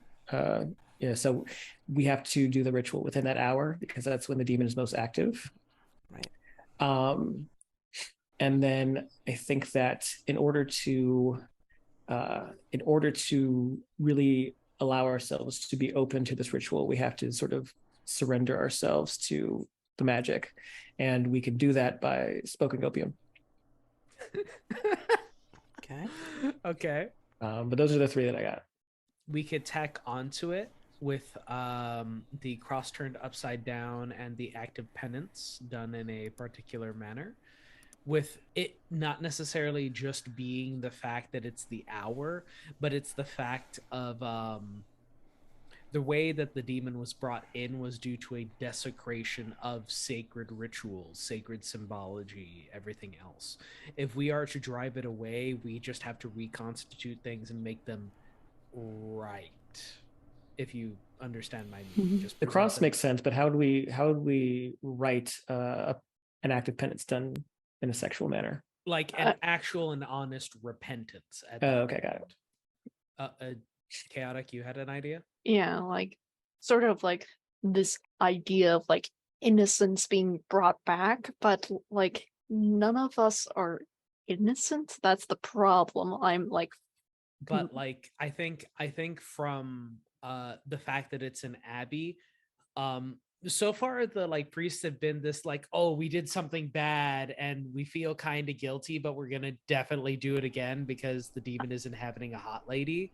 Like if they honestly repent and mention their vows again and recommit themselves to this path that they committed to, like an actual repentance. Yeah, I think one of the reasons that the demon stayed at the abbey for so long because it was attached to this girl was because like one of their initial sins was literally burying someone alive.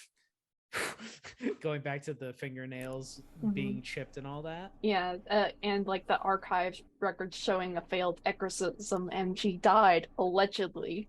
Like they're just covering up the fact, like they did an initial sin, and then they continued to lie and cover it up, and that just capitulated to the point. To me, though, that sounds more like it goes for 8 than it does to 6, though. Because it explains history, but it doesn't explain the actual ritual that we need to do. They have to confess. They have to confess. Okay. Everything that they've done, not only like since the demon showed up, but even before them, leading up to the demon. So maybe as like and you know, if this crosses a line or a veil, just say so. But I think just in a sort of like actual practical way of doing this ritual, they have to confess, and so part of that is perhaps tying in the massive black snakes. They have to kill one of these snakes as they're confessing. It's sort of like an act of cutting sin. They also have to maybe throw them in this pyre that's made up of these records that they're burning, sort of like a sort of act of cleansing. Wiping the slate clean. We are not absolving ourselves of sin, but recognizing that we are accountable, but trying to create a fresh start within this venue.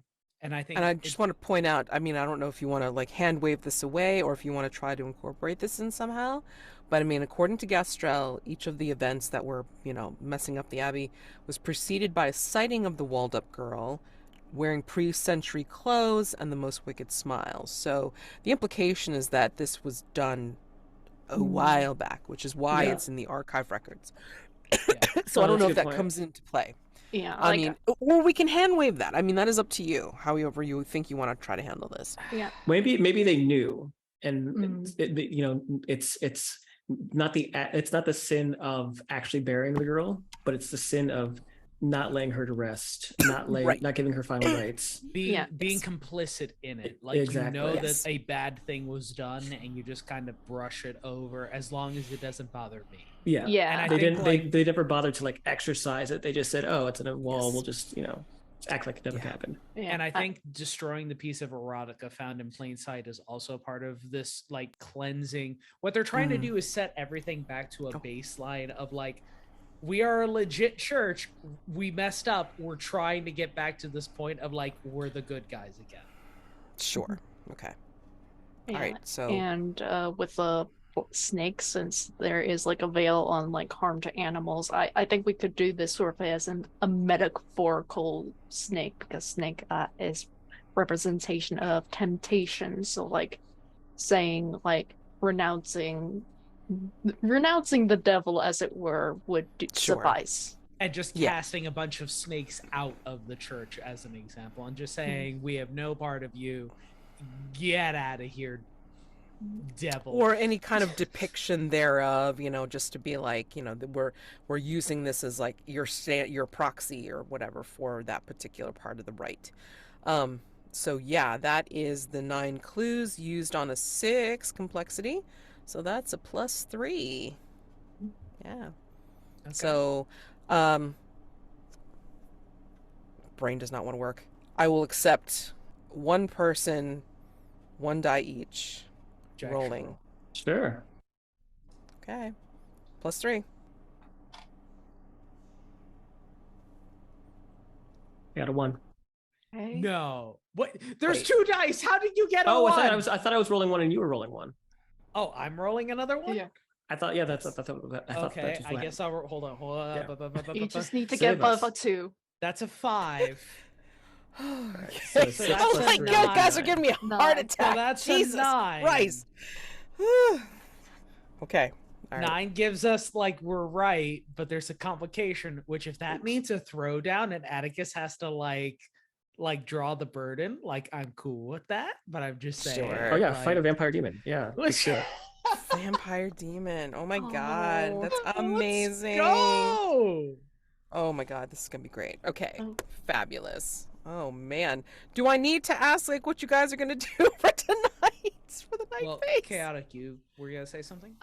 Could you tell us at least what the complication is? Because, like, I'm okay with throwing down, but in a specific manner. So What do you mean?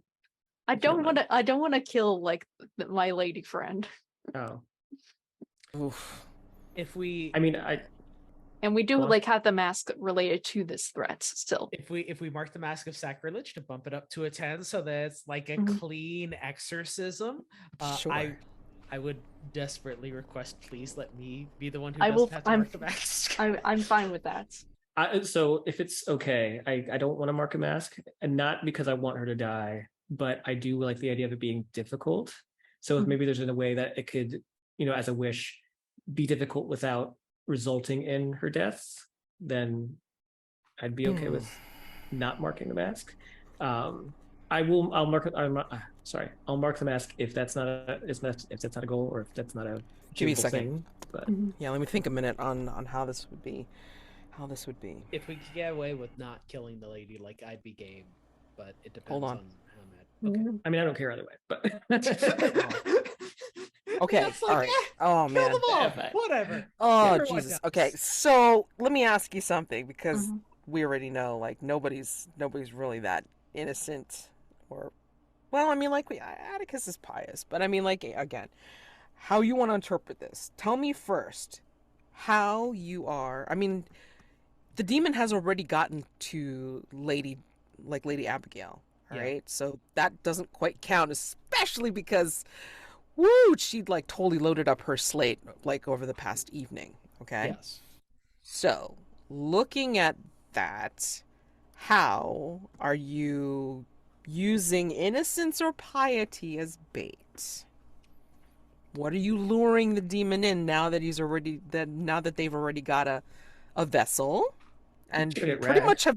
We Oh, are not throwing the kid under the bus. yeah. Done it once already.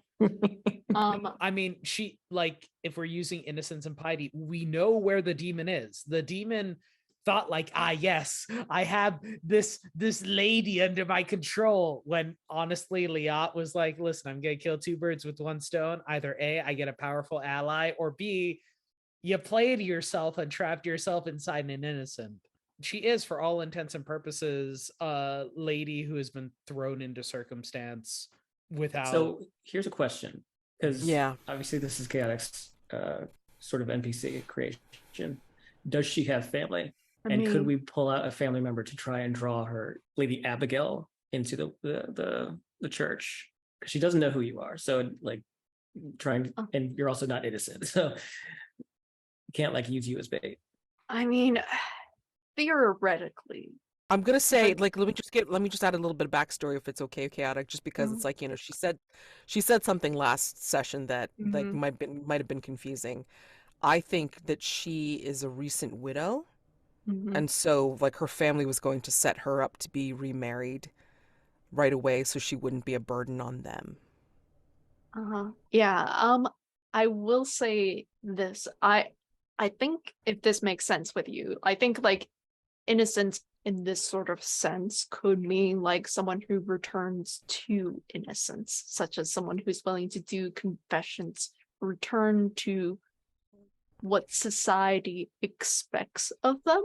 And I think like Okay. Dame Georgie is willing to take that upon themselves Okay. to so like enforce this ritual, because it would get the like at least the attention of the demon of like, why are you coming to church like that? Why are you trying to make amends? You are damned Yeah, by yeah, all yeah. intentions. Oh yeah, that demon's gonna be like trying to like rub your face in it and stuff like that. It's like you're ridiculous. So and all it's that. so the bait then is that you're going to be a good vampire. I'm yeah, Dame Georgie's I'm gonna send Mads a message over the week, because like this is gonna be, I want to keep it Well, a you have a surprise. couple of weeks actually Yeah, because yeah, of our break. Yeah. So Because I had maybe a simpler idea if you don't want to go that route, Mhm. which is the actual act, the ritual itself is the bait, because the whole thing is them confessing their sins and trying to absolve themselves and make Ooh. themselves clean. They're trying to Uno reverse card the whole like the demon has built up a multi-generational like this church in particular is absolutely devastated, and we're coming in and saying like no. I mean, we're gonna I like the idea. undo all of I like that. the idea of Georgie maybe like if like as a character move wants to be a part of that and sort of like release himself of that burden like narratively. I think that's cool. Yeah. Especially that would be since awesome. you were a previous vessel of the demon, and it's Yeah. just kind of rubbing it in the demon space of like, hey, you know that like literal 100 years that you've put together for this thing, it's going away in a single evening because of the Hargrave Hunters. Yeah, yes, because my idea relates to also getting Lady Abigail to recognize Dame Georgie again. Oh, Yeah, so. I feel like I know where you're going with this. Both is good. I think both is good in this case. Yeah. I think like your thing could be like a part of the ritual, you know? Yeah. Like, oh yes. Yes. No, I think that would be great. So then, That would be great. Yeah, send me some DMs and stuff like that so we can clarify it for the next time. We're not marking a mask. We're keeping the complication. Fine. If we go through with the bait for the ritual is this act of redemption, does that mean that the demon comes in guns blazing and that's our complication? Yeah, I'm gonna make it hard. I'm going to. Yeah, you may get to mark the mask yet. You may get to mark the mask of sacrilege yet. So I mean, like, you know, don't discount. There we go. Don't discount the chances. We get the best of all worlds, but I also do. That is the hope. We're coming up to the end of our time tonight. Yes, I'm just wanting to just make sure that we have everything covered, and I believe we do. Again, we have several weeks, so just send me some DMs about your plans for that particular rite, as well as that night phase. And you know, to be honest,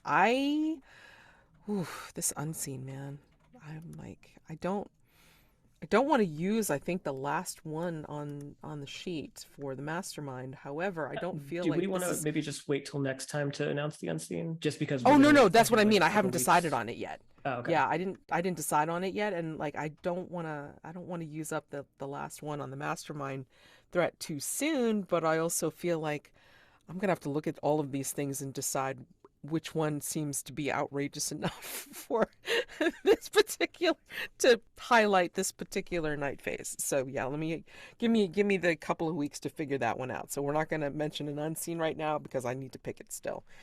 So if you got time for like another 5 minutes for quick stars and wishes, I just want to say right out now that all those vulnerable moves, all the vulnerable scenes, or just the scenes, whatever the hell was happening in the beginning of this episode were just goddamn amazing. Not only was there beautiful dialogue, but I mean the emotions that were happening. I mean, Sir Atticus on a righteous rampage, and Dame Georgie being like so vulnerable, but yet like solid in of his past, and Liat being very unapologetic, but that is just more highlighting of what she is, you know, not just the example of her servant, but damn, like everything. And then Ernest, poor Ernest, I mean, like, he's got to figure out his role in this thing, and I don't know what kind of heart he's taken from Sir Atticus's tough love speech, but I guess we're gonna find out next time. I mean, I guess we're gonna find out during night phase. Hopefully it's something that pulls him up by his invisible non-existent bootstraps and gets him to act. I don't know if he's got something to believe in. I think that's another thing that's kind of beautiful but also sad about Ernest. It's like, you know, he's mourning the loss. He's going through grief. I'm going to suggest that to Sarah. It's like, you know, I think you're going through the steps of grief, man. You need to go to the next one, the next stage. So stars all around. Holy crap. Wishes, want to see more of this. Can't wait to see what you guys come up with for the night phase next time. Send me DMs. There you go. Stars, echoing what you said about the opening scenes and the vulnerable moves, I thought they were all really fun. Thank you, Mike, for sparring. Always a good time. wish I had one with Georgie, but I think next time. I think after the ritual, it'll be fine. Other star though for chaotic though. I'm like I said, I think I have an inclination as to what their component in the ritual is going to be, and I think it could be very powerful. So I'm very kind of excited to see that unfold. And sorry that said that Sarah's not here, but I liked the scene with Ernest as well. And I'm hoping, my wish is that he goes full villain, and so that Liat's not the only one in the house causing trouble. Thank you again, Mads, for running this. And yeah, looking forward to seeing how this goes down. And my wish is just to see how many night moves you pull on us for trying to do this ritual well.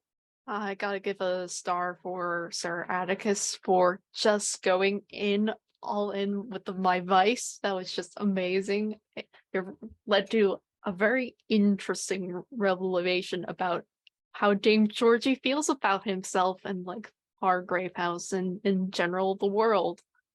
Also, a star for Liat for refusing to see that she's in any sense of the world causing harm to other people. Just like, you know what? In the end, it's gonna be fine. It's great even. Yeah, and star for you, Mads, for just like for this Dr. Gastrell who's like, Port, we have this duck head in a skull. It's fine. We have this body. It's weird. It's fine. Oh, there's gonna be another body. I'll handle it. Yeah. Wish. Oh, I'm so nervous about next session because I hope everything goes well, because like this could be handled poorly and have like missteps, but I think I can handle it. Lots of schemes, lots of thoughts. I also have to make up my custom move because I didn't get a chance to go at that this week, so that's fine. For me, starting from the top, Jack, thank you again for continuing to play Liat as Atticus's natural antithesis. Being in a scene with you is very fun, especially given that Liat is very unrepentant for who she is, and Atticus is very self-righteous. And you called his bluff, and he didn't take the bait. And I think that was just a very good, the reveal that your man is some sort of immortal sand djinn thing is like really cool, and I look forward to seeing more of that. You also had like this villain speech with Ernest where you dropped the line that amusement is all we have, and like an immortal dropping a very nihilistic, fatalistic, like nothing matters except having fun move was very interesting to come from Liat. It makes sense with her worldview, but hearing her kind of put a finger specifically on what her ethos is for life is very good. There was a lot of like, this is what my life is all about declarations in this session. Chaotic, you did a wonderful like job of that with Georgie, just saying like, I'm only tolerated no matter where I go and everything that I do is a failure. Just being willing to take up the task that Atticus was calling you to, like, you're still alive, try again. And like being able to step up and do that was really cool. I'm sorry that Ernest isn't here to be able to just like, I'm very happy that Ernest's response to Atticus kind of being an ass was like, I'm mad now. I'm mad that you, an ignorant troglodyte who knows nothing of culture, is telling me how to live my life. And Ernest's idea was, I'll show him what I can do. I'm gonna go and fight crime like he told me that I should, but not because he told me to. Like, I thought it was very fun. I do look forward to seeing how Ernest expresses that anger, that like drive to be alive, for lack of a better term. Mads, thank you for you made the Ragg choice very hard. it was very obvious that Ragg like would have been good to ride or die the entire time, but we needed to just clear the air in terms of all of that. And thank you for allowing for Ragg to step out of the spotlight in a moment of relative peace. Of course, you know the exact button to push when you want me to mark a mask when it's related to the beast. You're like, oh, look at the side character that you really like. Do you want a bad thing to happen to them? It'd be such a shame if you didn't mark a mask and I killed your sister or your ex-protege or literally anything else. If you want me to continue to mark masks, it's okay, Mads. Eventually, I'm only going to have that last mask that means that I have to retire, and you won't get to see what happens to the beast. But that's your call. You know, I'm just saying. If you're gonna look now, if you're gonna roll like ass, all right, or whatever, yes, I mean, it gonna happen. Unfortunately, I mean, I have let go, my dear, from last season when I tried so hard to keep your ass alive. To guilt trip you into another threat that gave me more masks. Darn it. Okay. Well, Still might happen. I mean, you know, you didn't ask any questions about Francis.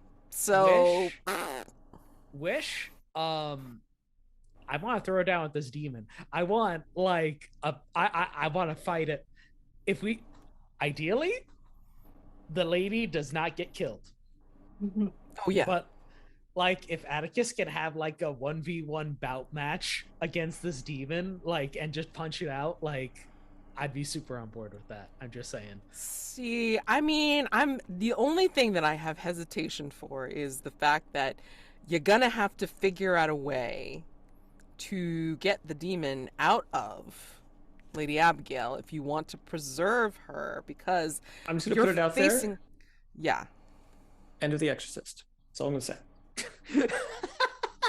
Dude, all right, okay, let me just clarify one thing.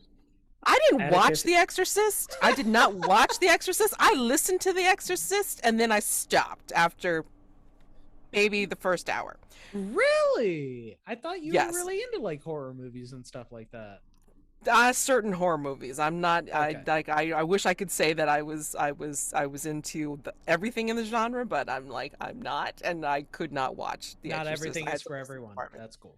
Yeah, and well, it's the like, point you know, though is if Mike, spoiler me. You've seen it. I assume you've seen it. Then Mike, you know how he gets the demon out. Yeah, in a very Atticus sort of way. So okay, all right. So yeah, you can parlay it somehow so this way she doesn't go the way of the oh wait, you know what, I figured it out. Because she is near vampire, she's semi-demi whatever vampire, she can survive the we're just getting the demon out of her. We're not getting the vampire out of her, right? Exactly. So I mean, like, she can survive it because she's not fully human, so I think it's fine. I think we can manage to do that without muddying the death or wait, what is it? It's like mostly dead versus like totally dead, you know? Yeah, she's dead. Okay. Yeah. She's still got some life. I don't know about true love, whatever. Dead. But anyway, I love how everything keeps coming back to Princess Bride. But I'm going to say because of the semi-demi vampire thing, she'll be fine. It'll just be really goddamn difficult to get the demon to go. And if Liat is there, I will say it is going to be royally pissed. Why? It's like, what are you doing? I didn't do it. Just saying. I didn't do it. But no, as a wish, I do want to see Atticus and Abigail punch each other a lot. Face off. All right, great. Super strength. Alternatively, the abbot has a change of heart, and we do have like the Exorcist ending. So good, so good. Everybody did so wonderfully tonight. Thank you so much for playing this game, dealing with my bullshit, and having bullshit of your own. It's wonderful. All right, happy gaming. See you guys. Have a good night. Have a good night. Good night.